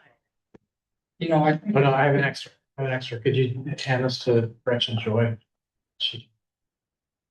Oh, you can. Just hand it to Gretchen Joy and it's in the record. Here you go. Yeah, thank you. So should I present it to Gretchen? just, I'm sorry, I don't know the firm. yeah, it's fine to send things into the record. But really, this is your chance right here to tell us what's on your. So as a direct abutter, I oppose this application as it creates increased substantial detriment to me personally, my property, my neighbors, and the community. So I know I can't ask questions, but I certainly spent hours and hours of time submitting, doing research, court case law. I don't know if Your comments previously have been uploaded to Open Government. Yeah, We're we have. available to report. Okay, all right, well then, And you know, I just don't want to waste people's time, but I'll go through the highlights, yeah. understand, you can make points here, you can also ask questions, it's just that we don't answer them at the moment. Oh, okay, all right. We will get into that All right. during our section. Great, thank you. I just, again, I don't know the formalities. So, it creates a substantial detriment to me personally, my property, my neighbors, and the community because of the following: increased shadow, reduction in sunlight, ambient light. And I've done many exhibits in my presentation that you can look at. Reduction in privacy, especially to myself and the other abutter that's here tonight. A decrease in energy production loss in a future solar system on the flat roof that's adjacent to the house. Also, I want to point out that this isn't a north, south, east, west. I live on one side of the structure at 26 Jefferson Street, and I have 20 windows. 8 of those windows look directly at the structure on 28 Jefferson. So that is southwest. So when the attorney refers to me as being on the north, that's, in my opinion, incorrect. Increased suffering of seasonal affected disease caused by diminished light in the home during fall and winter months. We all live in New England, we all know about that. So increased canyon-like effect. Due to the addition, the height of the additions and the slope of the geography. So I am downhill, which none of the diagrams that I could see point that out. So when I look out my windows, I'm pretty much looking at the top of the basement line of the next door structure. So a cannon-like effect is like being surrounded by, walls, basically. That will be enhanced. So approval of this project will be in defiance of the North End Historic Character protected under the City Zoning and Historic Preservation Commission, which actually includes outside areas like patios and yards. I did not see a sun or shadow study in the file. So for an attorney or a developer to make assumptions that there's no effect on the neighbors, I just don't see evidence of that other than opinion. Decreased value of the property including aesthetic value and the elimination of, again, the sun and the ambient light and the sunsets. I see a sunset every day in the fall and the winter. When this addition of the garage and the second floor structure is put on, I lose that completely. Decrease in airflow. When you build structures, massive structure, the airflow is diminished through the house, through the yard, through the gardens. From what I can tell, there's been no on-site visit of a quorum of the ZBA members. Is part of your standard kind of best practices that an on-site visit is done, especially when someone is applying for a nonconformity permit in a highly dense neighborhood. The person who did do an on-site survey was the manager of JSJO. He visited my property the day before he closed, and he wanted to address my concerns. I actually walked through the property. I walked him into my house. I showed him where I sit for breakfast, my dining room, the windows. The upstairs bedroom looks right at the house. And I did appreciate that he had the courtesy to come over and ask me about my concern. So I guess another point is that I evoke the stated responsibility of the DBA, which is on your website, which says they must consider the equity component of this application. Equity. So I'm invoking that the DBA actually follows their own, stated mission statement or values.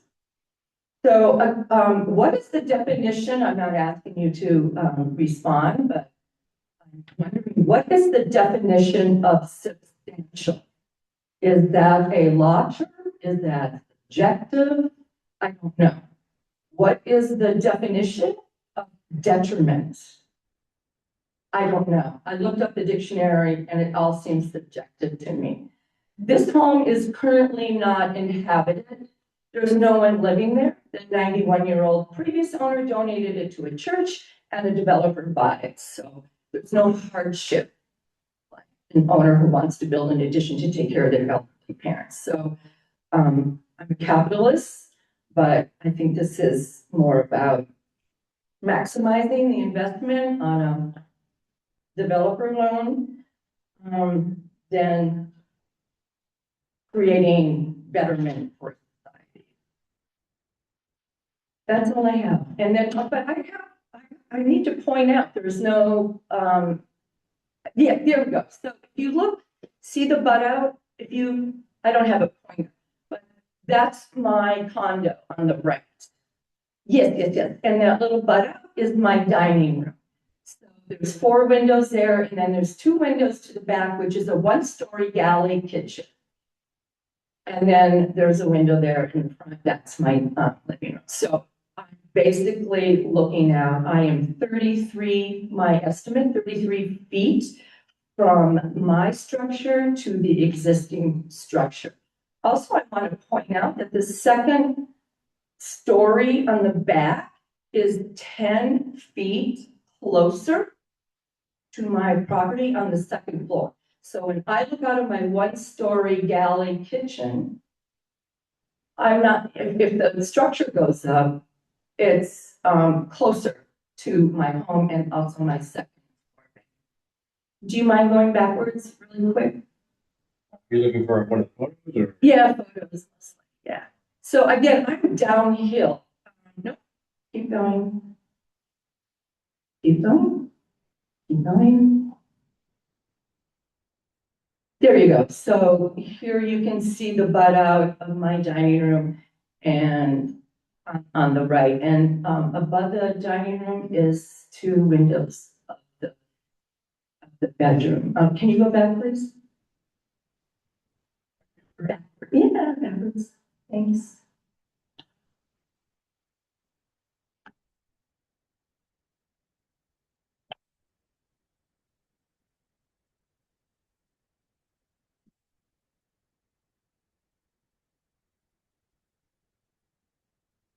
And here is another depiction of how you can see that a second floor addition brings the mass closer to my unit. So on the left of the top of that structure in the back.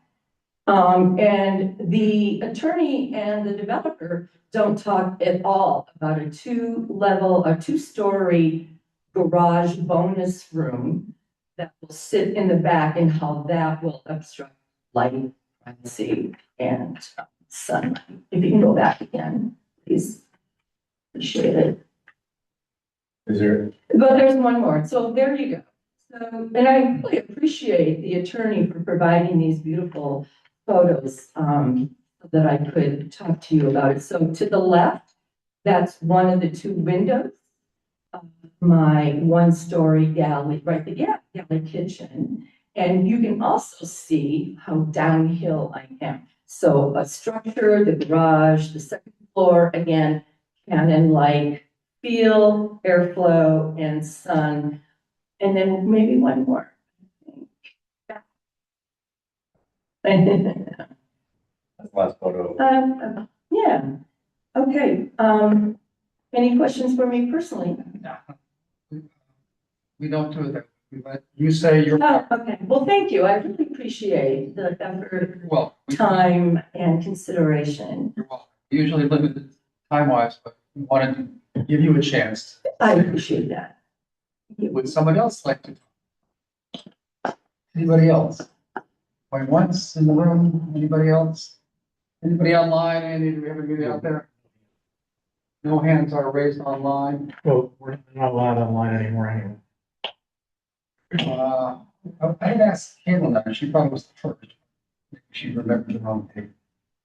Anyway, we'll close the public comment period, And now we get to questions from the board. The board can ask anything of the applicant, including some of the questions we heard from the others. So who would like to begin? I'll start. I wonder if I could ask the architect some questions. Please.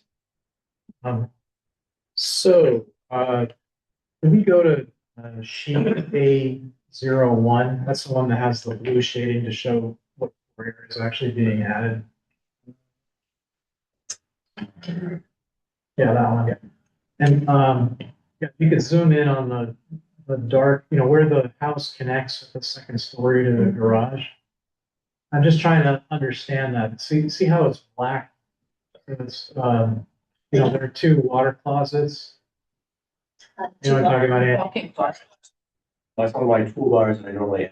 Well, anyway, go ahead. You can. Yes, I can answer that. So, the two walk-in closets that are there, what you're reading, I think you're questioning why there's a dark band. Right, I know there's no communication between the two, but I'm trying to understand structurally what's going on there. So structurally, what's happening is the horizontal rectangle is basically stacking on top of the first floor rectangle, right? So those walls are transferring directly down. Okay. Everything that's sort of in that dark vertical rectangle area, that's all area of, I'll call it eave space, because there's no dormer on the garage on that side. Okay? So there's no to depict what's used for space. That's really 4 feet and below in space. So that's why I can't use that in volume. So So there's it'll appear as crawl space, right? right. Okay. That's the door. And then maybe, okay, now can we go to an elevation at the juncture? I'm trying to understand the juncture.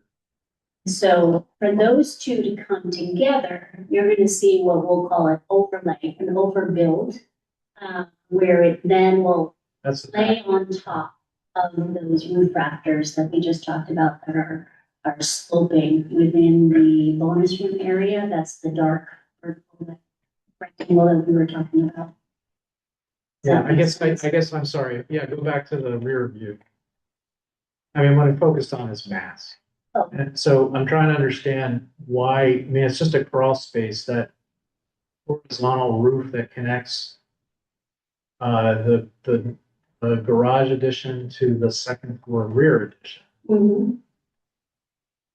I mean, I'm just trying to understand its purpose. It's because you want the crawl space, or is it to make sure that I mean, where's the ice going? I'm just trying to understand that piece.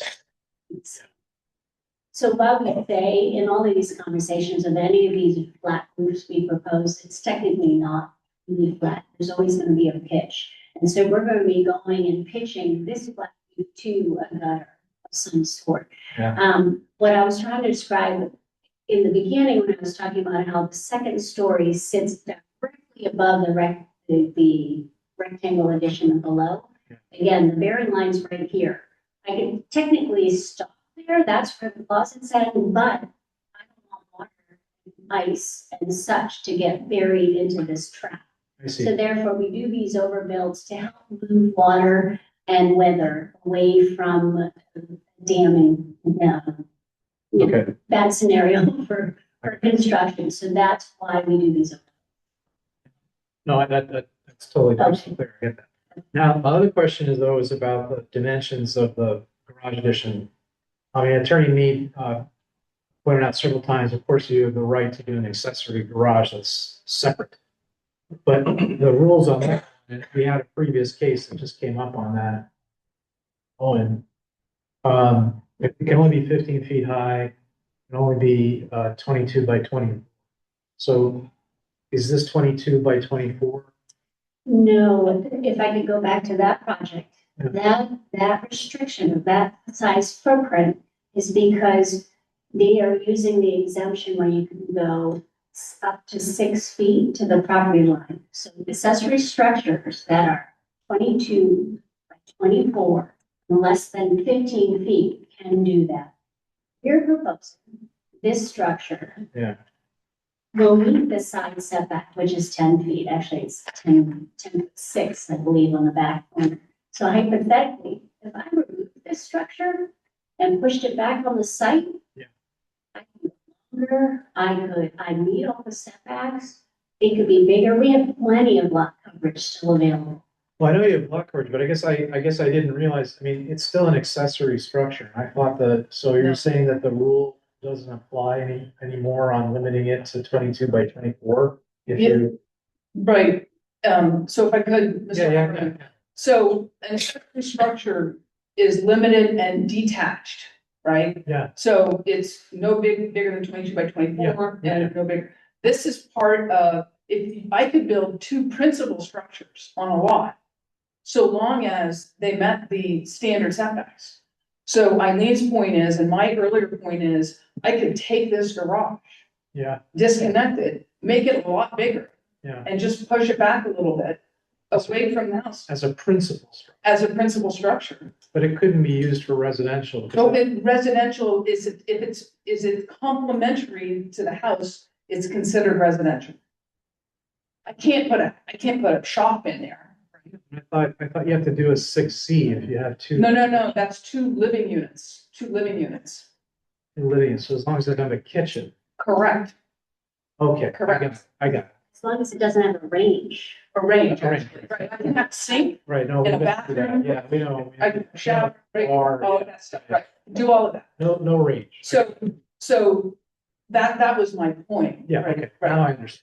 I didn't understand that you could do that, but. So the square footage above the garage is 500 square feet. And then what you're adding on the second level on the back is like 400 and some change. And then, 500 and just over 500, right? 400. no, it's 501 for the garage. Right, It's 64 square feet to get up. to the garage. 66, and then, no, Yeah, it's like- That's just a one-story connector from the garage to the mudroom. But you need that to get to the stairs to go up the garage. no, the garage is only accessible inside the garage. Oh, really? That's just part of the mudroom. Okay. If you could go to the rear, Sure, elevation, because there's a door on there. exterior door, You No, I don't think connect- so. You could connect to the garage, yes. There's a Right. door. right, but you have to go, correct, you can connect to the garage, but you have to go into the garage to use the stairs. Oh, yeah. No, I Yeah. understand. Yeah, the stairs don't come into the house. No, I know. that. Yeah. Oh, I got it. But the 64 feet is necessary to walk into the garage to the stairs to go up to the 500.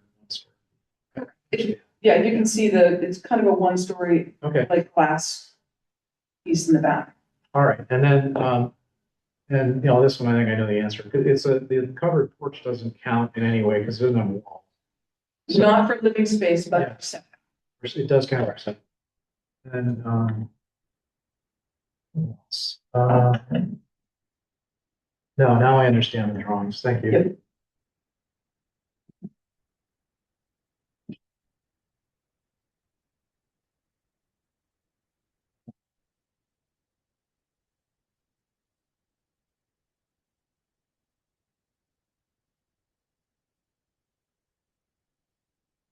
I don't have any questions. All right, who else has some questions?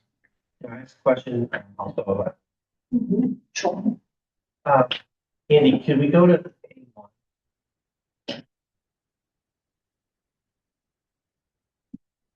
So the other. Oh, sorry. Yeah. Elevation. So is the width of the garage bigger than the width of the section of the house? That's correct. So there's supposed to be some, consideration given to the subordination of the secondary structure. Right? You have the garage is wider than the principal house. Is that not subordinate? Can you talk me through that? Sure. I guess for the word subordinate, we could also talk about the height of the building as well. Well, yeah. I want to know why the width of the garage isn't. Sure. It's 1 foot wider, so the original structure is 22, and the garage is 23. It's also positioned 28 feet back from the front plane of this original structure. So you could also talk about subordinate in its location as well, in addition to height.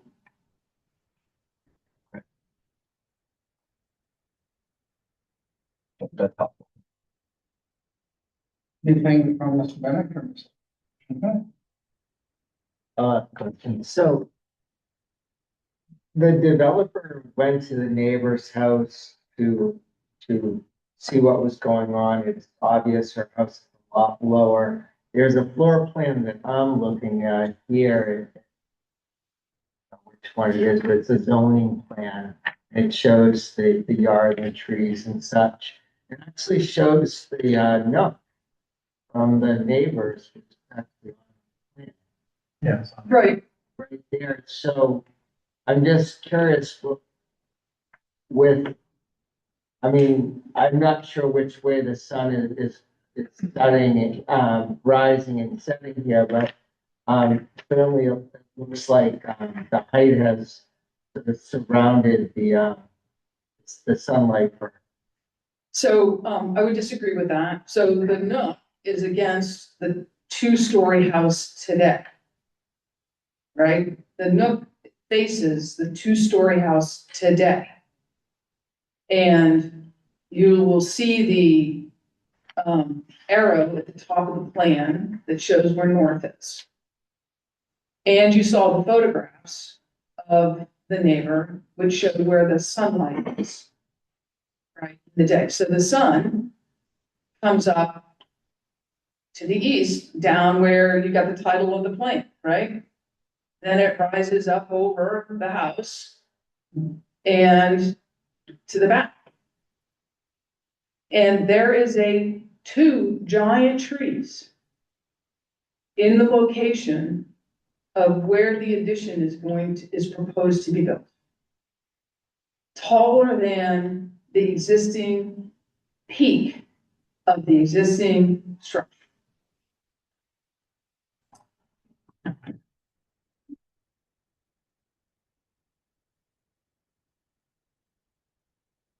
But if you look at that afternoon sun as it wraps around that house, the garage is pulled forward, so that wouldn't be an issue. And the addition in the back is a single story.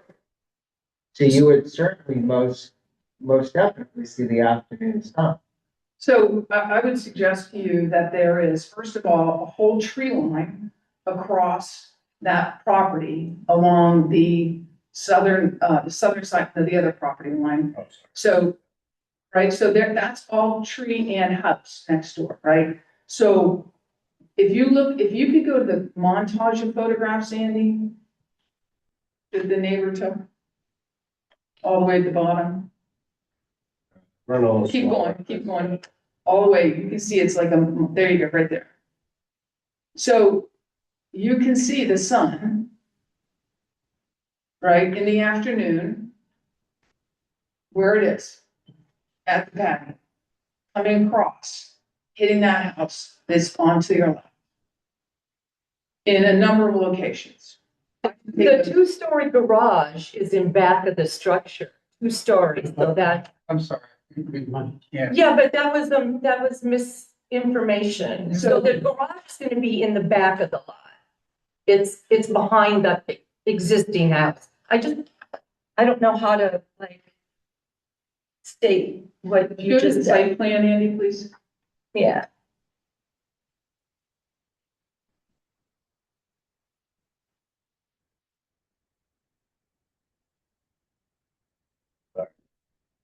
You mean a computer, somebody is. There it is. Right there.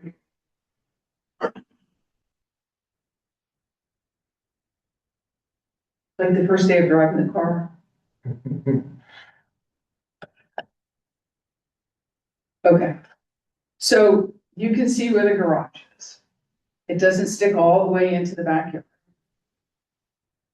It is about 10 feet, I'm gonna guess, Eileen, you tell me, extended beyond the existing one-story addition.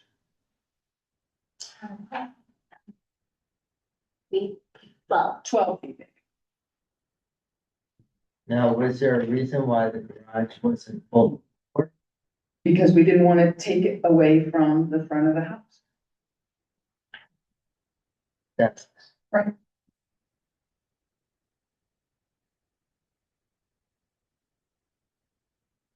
Thank you, Mr. Chair. Anybody else? No.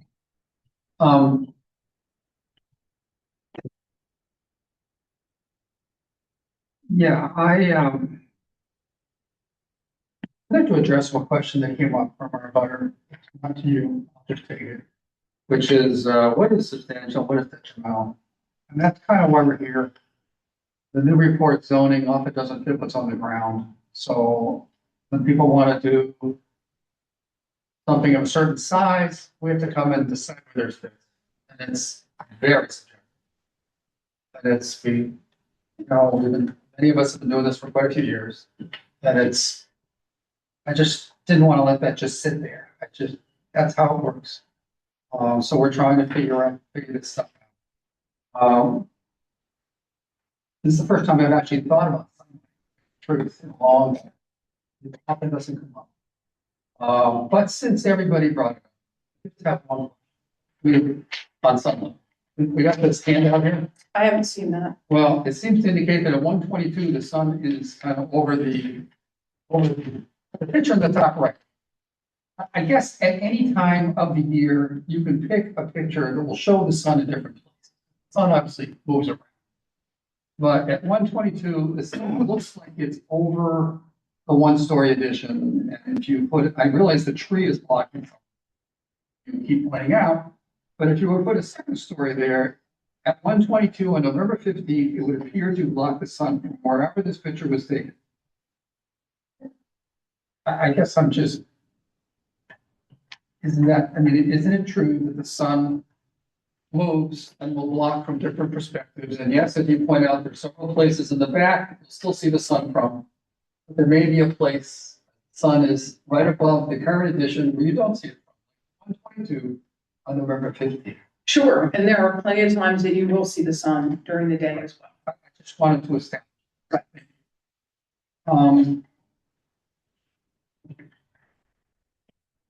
And at no time will be blocked from the patio. I had a similar question to Mr. Delisle on the width of the garage, which also contributes to its mapping and its overall size. By being wider than the existing Greek revival structure, it makes that thing look somewhat secondary. I realize it's closer to the street. But since he already asked the question, I will not ask it again. I think it might be helpful to go to this, to the rendering, because it shows a perspective. Yeah, no, I realize that. But still, it wouldn't feel as big if it wasn't as wide. Not very many of us have garages at all, much less two-car. So Well, some very many of us have 14,410 split lots. yeah, it is a very big lot, but much of that lot is in the back. Anyway, I don't have any other questions. So, it's questions from the board. And now we get to deliberations, where we're deliberating on whether there are any new nonconformities for the special permit, and then whether it is substantially more detrimental to the neighborhood than its existing building. Who would like to begin? I can go first. Sure, thank you. First of all, I want to make clear, I read all the materials and I really do appreciate the time that was spent by the letter at number 26. We hear you. Also the case law, we do take all that very seriously and we're not getting paid for this. So we take it seriously. But I do want to, in fairness, just point out that for Newburyport, to be 33 feet away, your breakfast nook that's significant distance. And so, I don't think normally, we would require a shadow study. I do wonder, the technology is so relatively cheap now to do a shadow study. It's just something I want to kick around there. If it weren't cheap, I wouldn't require it, but maybe just to demonstrate what we're saying makes sense. Maybe it would be possible to generate. But it's actually not that side of the project that I'm worried about substantial detriment. Yeah, so it's the garage. I mean, I totally, it's absolutely true. This is a very large lot. And I understand now, that they could, by right, do another principal structure in the back, that's similar to this. But it's actually the frontage that I'm more concerned about. I think that's, most of the public mainly is going to experience this property from the front. So that's exactly the right image. That the problem I'm having, and I'm not quite there yet, is because this is flattened, it's a little misleading. You have to look at both this and the rendering to understand what it's going to look like. Obviously, obviously, but to me, if you hadn't set back the garage addition 28 feet, it would be completely unacceptable. It would be absolutely substantially more detrimental than the existing building. I'm thinking already, you may not need all 23 feet width. We've had other cases where developers been willing to narrow the building a bit. But there was something that the abutter brought up that is a good point, which is that, typically we do a site visit individually. We don't typically do it as a group. I haven't been to this site. I admit that. So I'd like to, wish I could go and utilize, just to be careful. I'd like to do that. I'd like an opportunity to do that. So I'd rather not vote tonight so I can go look. But I think this is close because the garage is set back, garage addition. And I don't think it's outlandish. I don't think, but there may be some tweaks.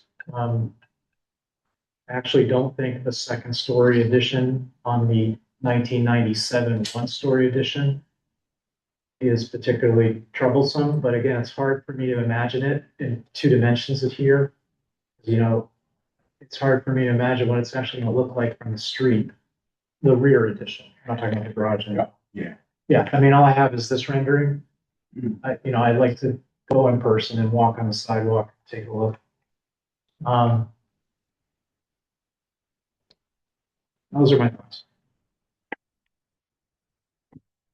Who would like to share their thoughts next? They don't really do it. Oh, I did. Or the comments from Clement. Thoughtful artwork and putting your comments together. I just wanted to put this in some context for you here. There's sometimes a misapprehension.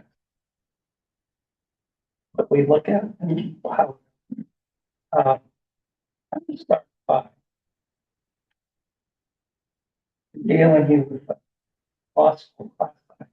And that property class, there was a principle called the Doctrine of Ancient Rights, which said that every person had a common law right to light to go in their window. Pretty good for your arguments so far. However, over the last 200 years, that doctrine has been ignored and rejected by courts. And the reason is that, as you can imagine, that doctrine frustrates and inhibits development, particularly in cities. But they're surrogates for the doctrine of ancient rights. And those surrogates are zoning laws, which have height restrictions, setback restrictions, and in this case, a legal test, which you have identified as whether or not this project creates a substantially more detrimental to the neighbor, not to one person, the next door neighbor, but to the neighbor. So your concerns are well founded. However, we have to find that it is substantially more detrimental to the neighborhood. So just throw that out there. Finally, doing a lot of research. I appreciate this.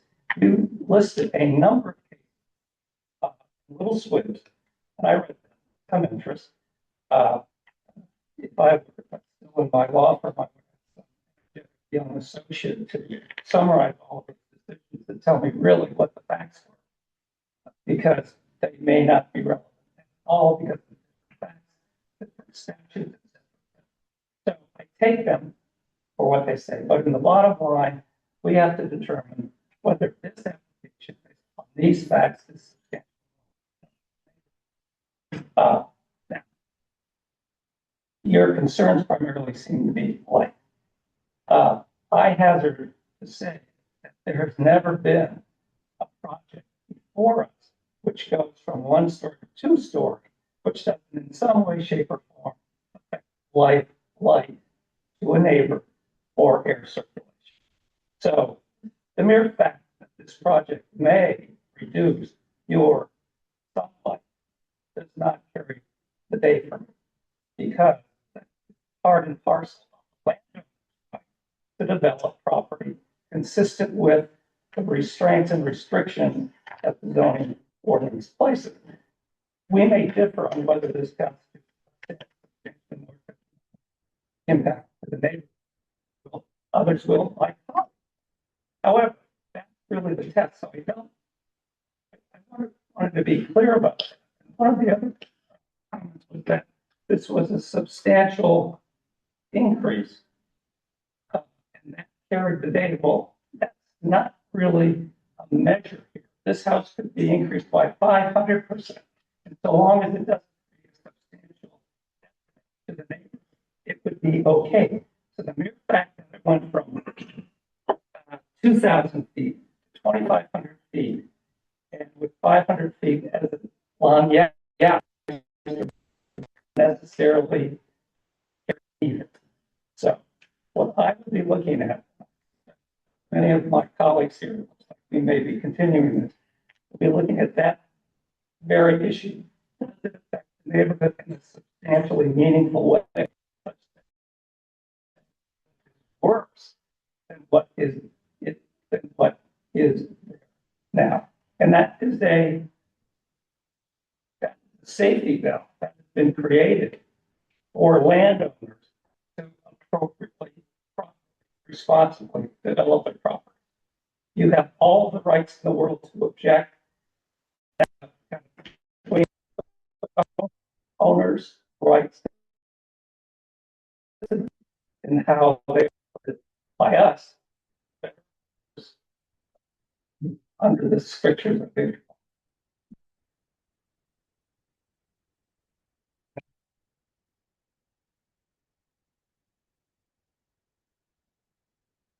One of you, other two like to comment next? I Yes, go ahead. Well, I think that, based on my concerns going from the small yellow garage to the much larger proposed garage, I share the same concerns that Mr. Ackerman voiced earlier. You know, we're seeing these renderings. It's hard to extrapolate what the rendering is versus what the flat picture is versus what the plan is and get an adequate sense of what it's going to be when it's built. So I think, you know, taking another look at this, maybe narrowing the garage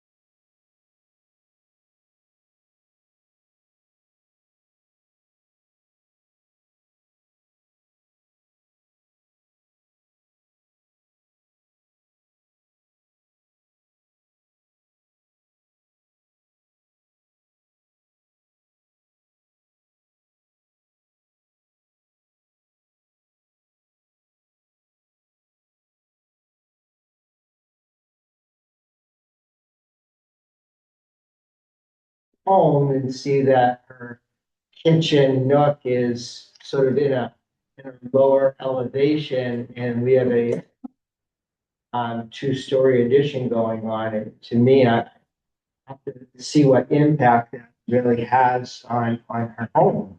To see if we do get into a point of it's detrimental to her. So that's where I am on this. I'd like to see what Mr. Eigenman said. I'd like to see what type of impact it does have on the home. I do realize by right they could just detach the garage and build a bigger one if they chose to. And there wouldn't be much we could do about that. It's a big lot. They could do a lot of things on the lot and probably avoid coming back here. But those are my general. All right, thank you. My own thought, it's more similar to Jared's, who started. I think, you know, I'm quite familiar with the street. I could go by the house. I think the view from the front is where most people will feel it. I realize the immediate neighbor is going to feel it from the side, most except from. And I mean, it's going from a pretty classic Greek revival house to this big thing. And it's, I see a rendering from the left. Do we have a rendering from the other corner? No, No. we only did one rendering. Yeah. Well, I can't really, you can't see the big flat roof addition in the back on the other side. And you don't get a sense of the neighbor either there either. So it's, just I mean, we did one of these on Trevor Street recently, and the new part was clearly supported to the old part, not just in setback, but also in size. And it's, that building's going up right now, and it's, feels quite different than this. So anyway, I share some of that same concern. So that's where we are. And I think the applicant is very familiar with the process here. It requires 4 out of 5 votes positive. And I don't think we're there at the moment. So I think I've heard that a couple members want to go out to the property. I presume you're going to do that on your own, or do you want to do it? Yeah. If you want to let us know, we can, Joel, you can mark where the, I mean, it's obvious because it's the end of the house, but you can mark the sideline, right?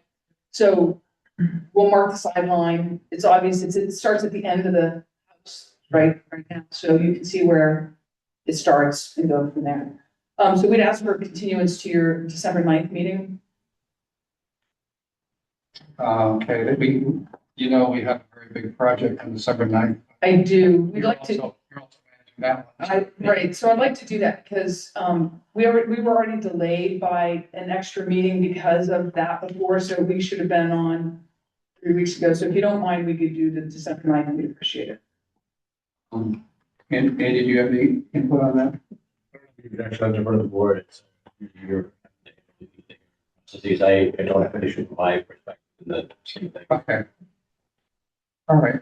So through the chair, I mean, I don't want to get into a colloquy with Lisa, but I just wanted to, in that time, absolutely, I can do my site visit and be ready to vote on the night, but, I don't want to forget, a couple of us mentioned, maybe could you narrow the garage? Maybe that's something that I want to study. I think they've heard that. Okay. We took copious notes. Okay, got it. And then while I'm at it, I'm not saying it's, I didn't notice it before. It looks like the attic windows on the main building are gonna become louvers. And just wanted to know why. Loopers? Yeah. You have a drawing of that? Oh, up there. You don't have to deal with it tonight, but it's just next one. Another one. But, oh, can you answer it? Yes. So some of the challenges on the second floor here is a lower ceiling height.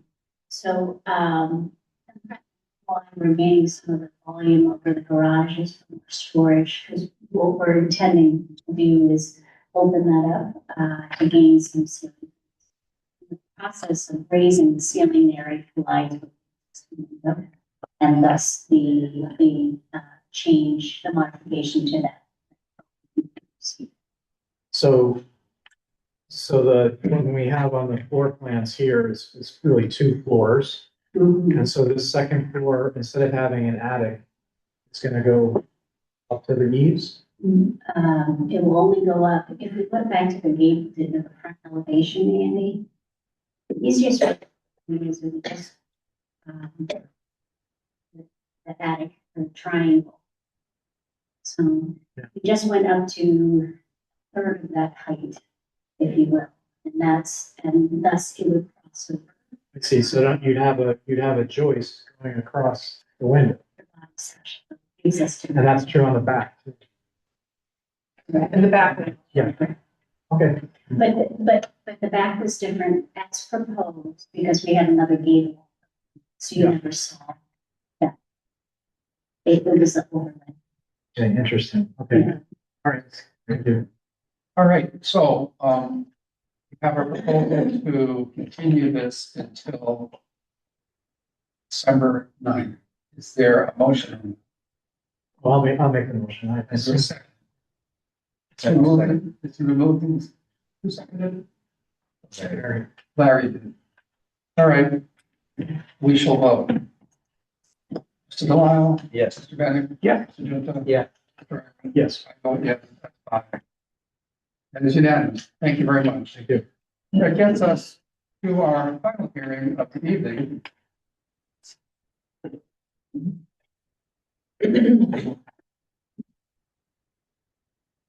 Which is 7 Cutting Drive. It's a special permit, not a special permit for non-conformities, they all are. Modifying existing non-conforming structure by renovating and adding to the garage, adding a sunroom and a pool. Thank you, Mr. Chair. Lisa Mead, V Town Council, 30 Green Street, Newburyport. And Whitney and Sarah Reynolds are actually this property.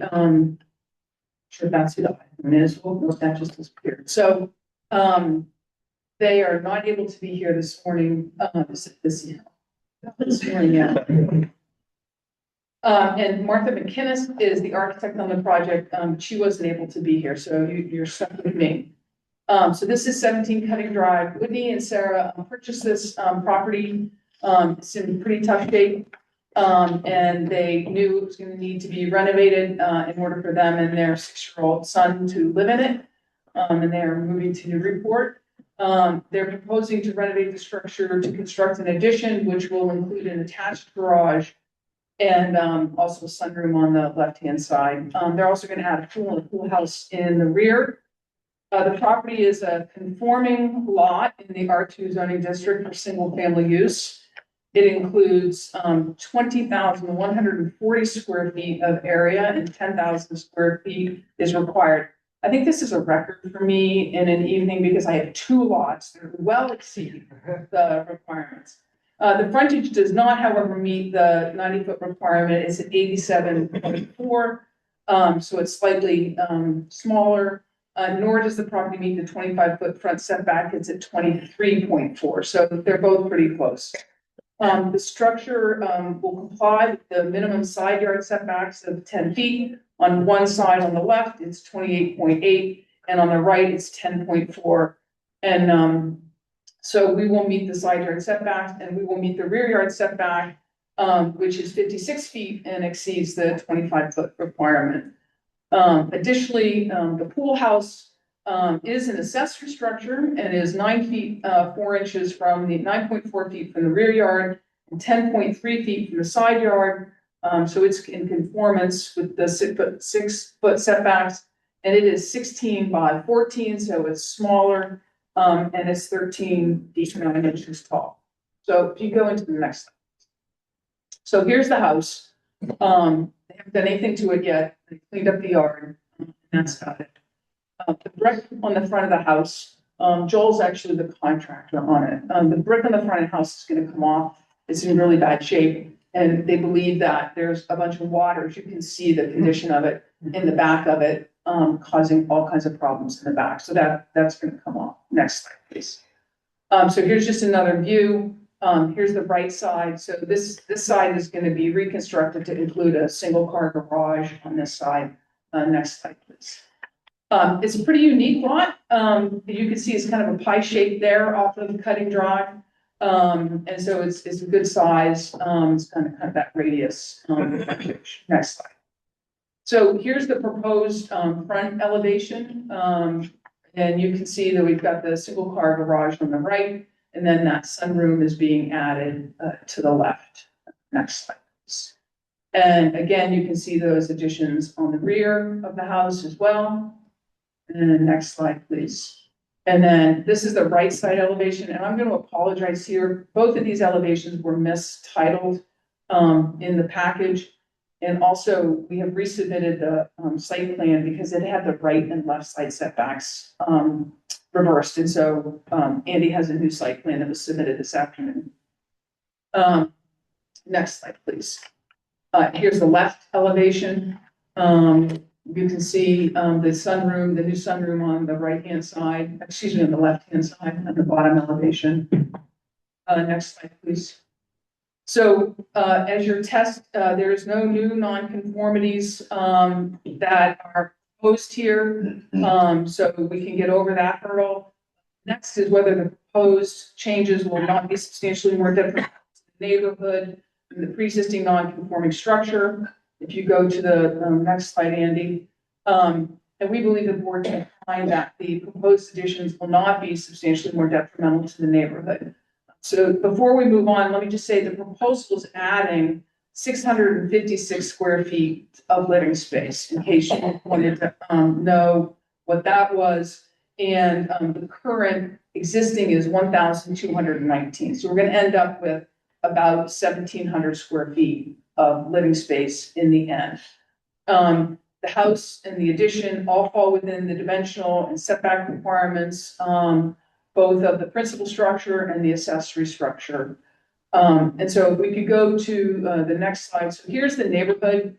I don't know how many of you know Cutting. I actually know it pretty well because a long time ago I rented a duplex on Garish, which is right down around the corner. It's a great neighborhood. The families are fantastic, and Whitney and Sarah have been the beneficiaries of that. They've been on site and been invited to all kinds of barbecues and everything. So you can see the project in the middle.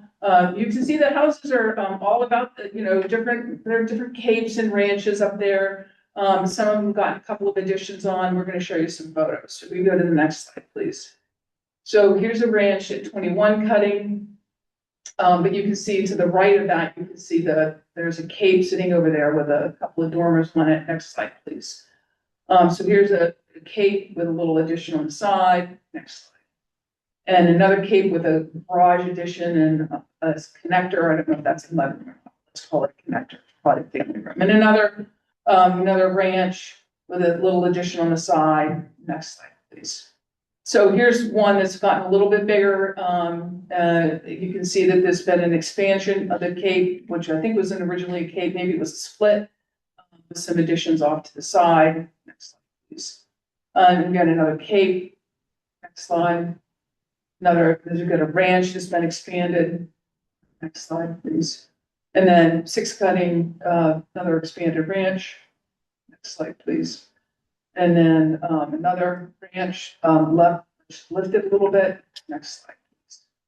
So we think that the addition of the sun porch on the right, on the left, adds a nice balance to the garage on the right, which merely takes up the place of the existing addition on the right-hand side. It's going to continue to be a Cape-style home. And as I said earlier, we don't impact any of the setbacks, and we're not even impacting the front yard setback, obviously, and not the frontage itself.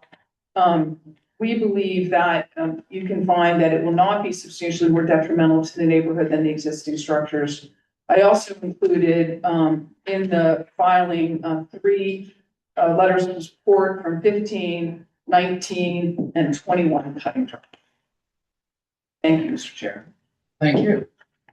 Is there anybody here who would like to say anything? Anybody online out there? No. All right, close public comment. Go to questions from the board. Does anybody have any questions? I just have one. The materials on the outside, that's really the only question I have. I know you don't have the architect here, but, Well, I asked the question. yeah, so, So it's hardy board and batten board is and the style. the sort of the farmhouse style. All right, any other questions? Okay, we go into deliberations. Who'd like to begin? Mr. Chair. So, I support this project. I know this neighborhood actually pretty well. And, that property has been in need of, renovation like this a long time, and it is a big piece of property. Quite a bit to see the pool in the back and stuff. So in my estimation, it meets the test, and I think it's a great, addition to this piece of property. Great. Anybody else? Any other comments? All right, I will just echo Judge's comments. I agree with you. All right, that closes off the comment period. Somebody like to make a motion?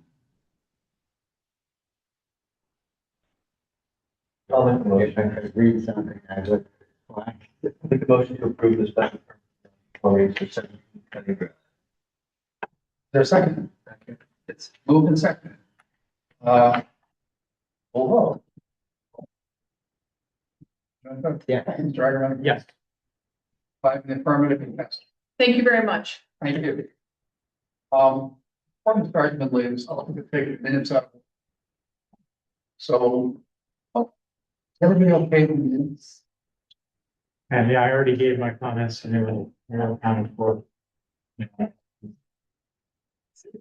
So, First minutes. don't leave yet. We have any motion to approve the minutes, please? So moved. Seconded by Mr. Bennett. All in favor? Aye. I guess Jared is recusing himself. Yeah. You're recused too, but down to 3. Are we actually gonna have enough people to actually rule on this thing on the close down? We can't rule anyway, it's just a business. No, I understand. I'm asking a different question, which is. You're wrong. In the future, you're wrong. All right. All right. Okay, Bye, guys. happy Thanksgiving. I've never saw one of these sitting. Oh, wait a sec. Andy, I'm sorry, Jared and Steve. Andy has. Sorry, just quick query, because I wasn't able to close it myself today. Okay, was trying to check on the meeting dates. Does that, do we need to discuss? I think we got unanimity for the 15. Yeah. 15. Okay, thank you. Yeah, thank you. Yeah. Okay. Good. And we can talk about it. Thank you. Ready? You got 3 out of 4. All right, well, that's fine. It's just an informal discussion, really an update and, an opportunity to just give you a little overview of where we are on this jail preservation restriction. There's an enforcement request that's outstanding. I thought what I would do is we just wanted to come here tonight and let you know. So sorry, Jeff Roloff's counsel to Chuck Griffin. We wanted the board to know and the public, if they're monitoring tonight's meeting, to know that we are in discussions with staff. We're not ignoring the enforcement request. We've been actively working at staff level, and Chuck and I working on the process that we can undertake to address the enforcement issues, which is going to involve coming back to the ZBA. We've been waiting for Mass Historic Commission comments on a preservation restriction that was approved by the Newburyport Historic Commission in January. We got those comments yesterday. So that puts us into a position where we can come to the ZBA for reasons that I can explain if you want, to address the fact that in 2019, when the ZBA issued some variances for this jail complex, it included a condition that required that Chuck Griffin finalize and secure Mass Historic Commission approval of the preservation restriction for this complex substantially in the same form as a draft PR that was in front of the zoning board in 2019. It's unusual in my mind that that draft was even submitted to the ZBA. Typically, in my experience, we would have, if we proposed a PR at all in a variance application like that, we would propose a PR just as part of our conversation about why the project made sense. But then we would deal with the historic commission with respect to the contents of the PR. And it wouldn't be uncommon for the ZBA to include a condition that said, we're approving these variances, but one of the conditions is you've got to finalize a PR with the Newburyport Historic Commission, and if it was one that was to be in perpetuity, also Mass Historic Commission. I found it, I wasn't involved with that variance process in 2019. I thought it was unusual that they submitted a draft, and then it was also unusual that the ZBA tied the applicant into that draft because it was currently still pending before the Historic Commission, the Newburyport Historic Commission, which approved an earlier draft of the PR shortly after the variances were issued. That draft was a little different than the one that the zoning board had seen. That draft was then submitted. The approved version was submitted to Mass Historic Commission. Several months later, they got back to the city and Mr. Griffin. They had comments. They didn't like the format. They wanted some pretty significant changes made to model it more closely after other PRs in Newburyport. So that started a process of basically rewriting the PR. There's a lot more history than that maybe we'll get into some of that during the actual application for the ZBA. Ultimately, though, after several years, we've got a revised version of the PR. Well, let me just show you this. I think it's interesting. This will be quick. So this is the draft that you saw in 2019. Maybe, I don't know, 15 pages. This is the version that was submitted by the Newburyport Historic Commission this past January. It's complicated. You've been to the property. Mr. Junta, if you've been there, you're still welcome to come out. You should see it. It's an amazing property. It's a really unique property, set of properties. The history of it is awesome. Mr. Griffin and his wife made some really amazing improvements to the property. And as the Historic Commission concluded when they approved this PR, they agreed that there's significant benefit to the city by preserving the features that are protected by this PR. The comments we just got back from MHC, some of them don't make sense to me, some of them are easy to address. A few of them warrant some discussion. We have a meeting that we've scheduled with them next Friday. We're hoping that leads to some modifications to this PR, because we now have to address their comments, get it back to the Historic Commission for their review and approval, back to Mass Historic for their final approval, and then it goes to the City Council. But with this enforcement request out there, we're also coming to you. Well, hopefully we will like it too. Hopefully you will, yes, I think it would be, and I think you will, but I actually don't even think you have to go there, because I think one of the questions you'll be thinking during that process when we present it is, to what extent do we as the ZBA want to be reviewing the contents of a preservation restriction? It was somewhat unusual that they even presented a PR to the ZBA in draft form, but also in any form, because it actually doesn't even go to the ZBA, the variance criteria. We still have to sign off on it because it was attached to the variance, right? Yes, you have to, and I think what we're going to be doing, just as a heads up, is we're going to be coming to you with a formal request for an amendment to those variants, those decisions, probably proposing a different condition so that every time this PR is amended, the applicant doesn't have to come back to the ZBA to make sure that it's also in agreement. So we'll get into all those issues, but we wanted you to know that we're taking the enforcement request seriously. Some of the substantive issues they raised, we're gonna offer to address. So that process, if the discussions with MHC go well, we may initiate it by filing an application in December or early January. So get us in front of the ZBA late January or sometime in February. And I think it's gonna be, hopefully, it should be a pretty straightforward. So that's where we. I appreciate the update. You guys have any questions? No, I just like that. Did the original zoning board decision specifically state that the approval was subject to the approval by the zoning board? What it said, it's really unusual. So in the variance decision, it listed, as it normally does, the approved plans.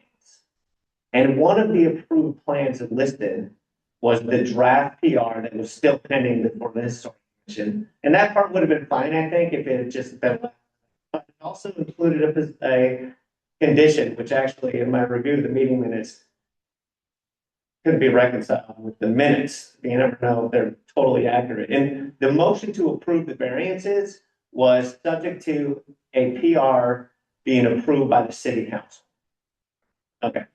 The condition that got into the written decision says the applicant shall enter into a perpetual PR. I'm shortening it.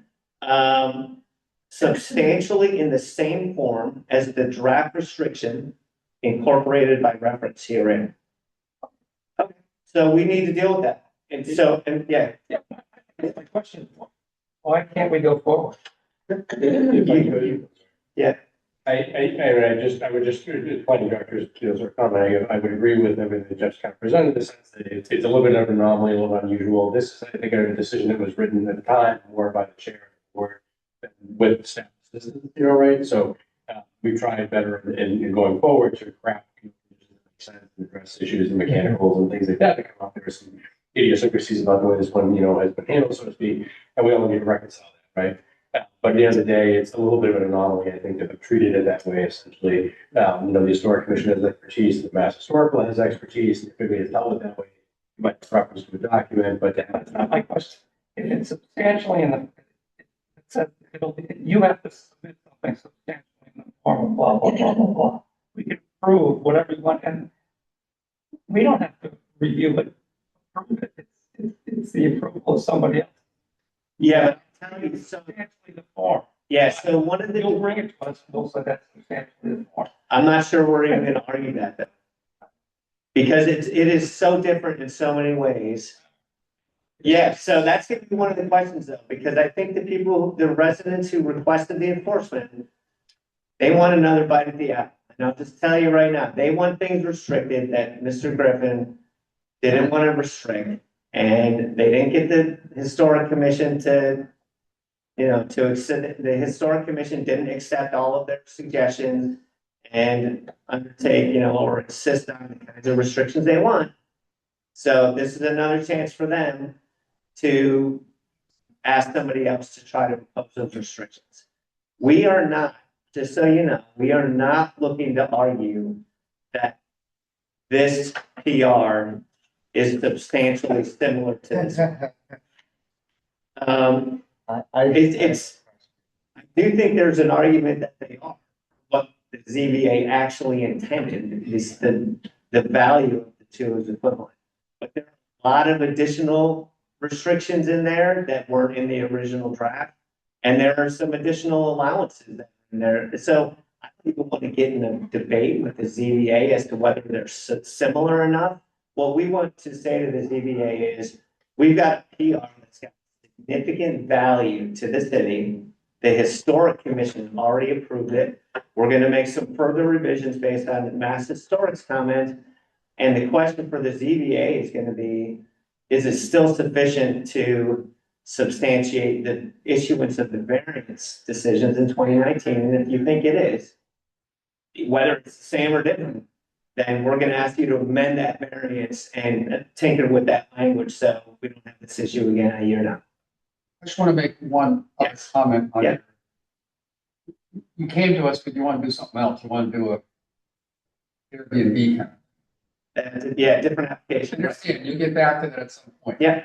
But realize by going so long here, you're down to now 4 votes. And I almost wonder if that may be possible, but why don't you just start over? And Well- have 5 votes? Yeah, that's fair. On this true application that you just referenced, we may end up withdrawing that or re-noticing it and starting so that we can get 5 eligible voters going on that. We haven't even been thinking about that. Yeah, I totally agree. On this, it's gonna be a new application, so we're not stuck with the people that were involved with that. It's gonna be a new application for an amendment to the variance decisions. It's gonna be I completely understand. You independent. only have one, Rob's the only one who was here back then. Exactly. He was not the chair, he didn't write it, so. Yeah. If I could, Yes. to the chair, I do think that the most reasonable course of action is probably to re-advertise it, to address that part of the mechanical part of it. And there might also be a pushing out of that day because of this STRU, you have to come after this resolution of this. Yeah. Degree, right? So it might be also that hearing that we pushed out a little bit, might get pushed a little further just to address this time frame. And we can do the advertisement again. Right. Yeah. Good. Yes, that's it. So this kind of, I'm not involved, I wasn't involved with 19 and I'm just trying to figure, Mr. Griffin was here for a while and then Jeff, you showed up and then it all got a little drag. And when Mr. Griffin was here, he was trying to get something done that didn't look like it was going to happen. Then you got involved with him. And now we're going in a different direction. Bed and breakfast, possibly. A little easier to get there than to where he wanted to go, or? Well, I mean, this PR question that we're talking about tonight really has nothing to do with the STRU application.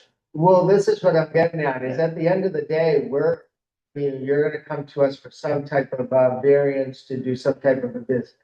Isn't that the end game? Isn't that what? The only thing he's at that, so, I mean, we shouldn't talk about, I don't think we should get into the discussion.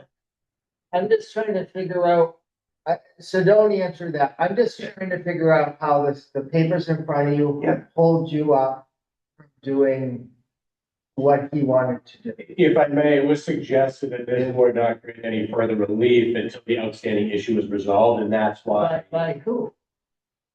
Well, I mean, there were some parties who have basically expressed concern about the outstanding PR. And so Chuck and Jeff are here to try to resolve that issue. Rather than the board being expected to then debate out and say, we are still going to grant relief despite the outstanding, preservation restriction. Okay. I'm not gonna speak for. I don't wanna be too blunt, but like, those are not our concerns. Those are somebody else's concerns. Unfortunately, not everybody might agree with that. Though. I'm not sure it's fair to the applicant. Certainly it's not. It doesn't feel fair to the applicant. Rule above the law. I understand where you're coming from, but unfortunately, that may not be something that everybody. And I apologize. No, it's okay. I appreciate the the feedback. I was just trying to figure out, we're trying to do a business with you here and to keep it very vague. And I don't know where all this other stuff came from left field, and I just don't know how it impacts us. Well, the problem is, when this first came up, I will continue it for, you have to get a approval of something that's turned into a 2-year odyssey, which to your point makes. I don't care. It doesn't matter. And in the meantime, you're right. Not there. Let me just speak for myself. I think as one ZBA member, to have an applicant who hasn't completed the last variance come in and ask for another one. We have a city council that was sitting in the room there saying, don't grant this variance. I mean, this is some controversy to this topic. I understand. So I have a different opinion than you. It's good to clean this up. This old variance before we grant a So new. your feeling is we've got to abide by what the old. Variances are a tougher bar here. I just do. Well, I go back to the language of what the variance subject to approval of. Right? Yeah, so we're gonna be. And approve. I'm not gonna vote something that Mass Historic has.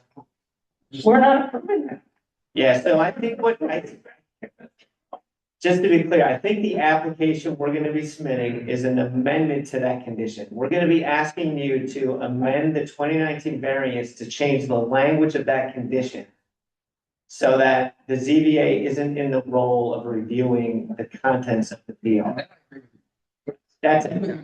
And then, if the board is willing to grant that amendment, to make that amendment, which, we'll debate what the merits of that when we get to that application, then we're good. Then we still have to deal with Newburyport Historic Commission and Mass Historic Commission, as we should be, to get this thing finalized. If you guys haven't seen this building, take him up on it, because I think it's. Larry, we can give you a tour You know, anytime. I was If you want to see it, just as a resident of Newburyport, it's a really, really. I was shocked to see the inside of it, quite frankly. Yeah. It did not look like what I expected. Right. It was like a jail with bars. It is a jail. I mean, it's pretty amazing.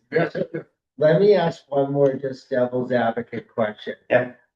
We have had attorneys come before us to the ZBA and we've asked questions like, well, wait a minute, have you gone through conservation? And they're like, oh, well, we're coming through here first, if we're gonna go there later. Yeah. How is this any different? Every project. The ZBA decision was making specific reference to this document, and that's where it gets tied up. That's Yeah. where it brings it back. I'm just trying to get. Yeah, conservation, totally separate jurisdiction in parallel. This one is actually tied directly into the ZBA. Coming back from 2019. It didn't have to be. I mean, I wasn't involved with that application process. My friend Nick Cracknell, who you probably know pretty well, he took the lead on this project. And Nick always is about, in support of this project, whether the criteria care about it or not. He wants the project to be a benefit to the municipality that he's working in. So he made a big deal about not only does the variances were about configuring the lot lines so that each of these buildings was on its own parcel. It's just common sense. Like, he could have met the variance criteria just as easily without even offering a PR. But Nick, in his normal way, said, Chuck, let's add some real public benefit here. Propose a PR. This complex is amazing. It should be restricted. So he talked him into it and he touted it in his ZBA application. And he could have done it just by saying, we'll put a PR on property and we'll deal with the historic commission when we do that. And I think the ZBA back then would have been totally fine with that approach. But as part of the application, he submitted a draft. And now, just because of the way things were written up, we're being asked to stick to that original draft, and we can't, because this Newburyport Historic Commission has already approved something totally different, and Mass Historic told us already 4 years ago that early draft wasn't up to their standards. Okay. So it was like, it created an impossible situation. I'm looking for a motion to adjourn. I got it. Thank you. Thank you. We have a motion to adjourn. So moved. All in favor? Aye. Thank you. Sorry. I predicted 9:30 to my wife. You worked. I tried to move. I tried to move. That's the problem. I'll give you two. All right. It's really. Have a good night. All right. One copy of the. Here. Thank you, that's good. Thank you. I'll use yours. Oh, no, I'm good. I should give yours. No, that's. You can hang on. I just wanted to give you thought on this. Yeah, know this, but and it's just it is driving me nutty, but this 17 cutter, I think, was maybe one, but some of the files that people have uploaded as PDFs or plans that are rotated where you can't actually upright. I don't know if you've noticed that or frustrated by it, but I find that to be sort of like an unacceptable thing for applicants to give you because you can't, Yeah. So anyway, we can't stop people from uploading files, right? But I've been trying to work with staff to make sure they have the instruction where basically if they've uploaded something, they get to the hearing and we're here and they have to fix this issue. That's like the equivalent of giving a plan that's unacceptable for filing because you should not have any plans to view, you should need Adobe and to go through the steps. In my opinion, like if they've done that and we've gotten here, I think staff always, tell them, look, you've done something wrong, you need to fix it. But I think at this point, like if they're here and they're presenting a set of plans, and we're supposed to be pulling up something that's rotated incorrectly, you submitted something last minute that's not, and it's unacceptable. Like, and I think, and they should be sent home because that's just absurd that the general public even can't view the plans. They have to look at their screen like this. So. They're professionals. Everything should be spit checked. Yeah. Well, Yeah, you have to do every single page and then you go to another page, the other one, yeah. Right, it is. Yeah. It's terrible, I hate it. Yes. All right, thank you. Thanks. Bye, everybody. Happy Thanksgiving. You too. Yeah.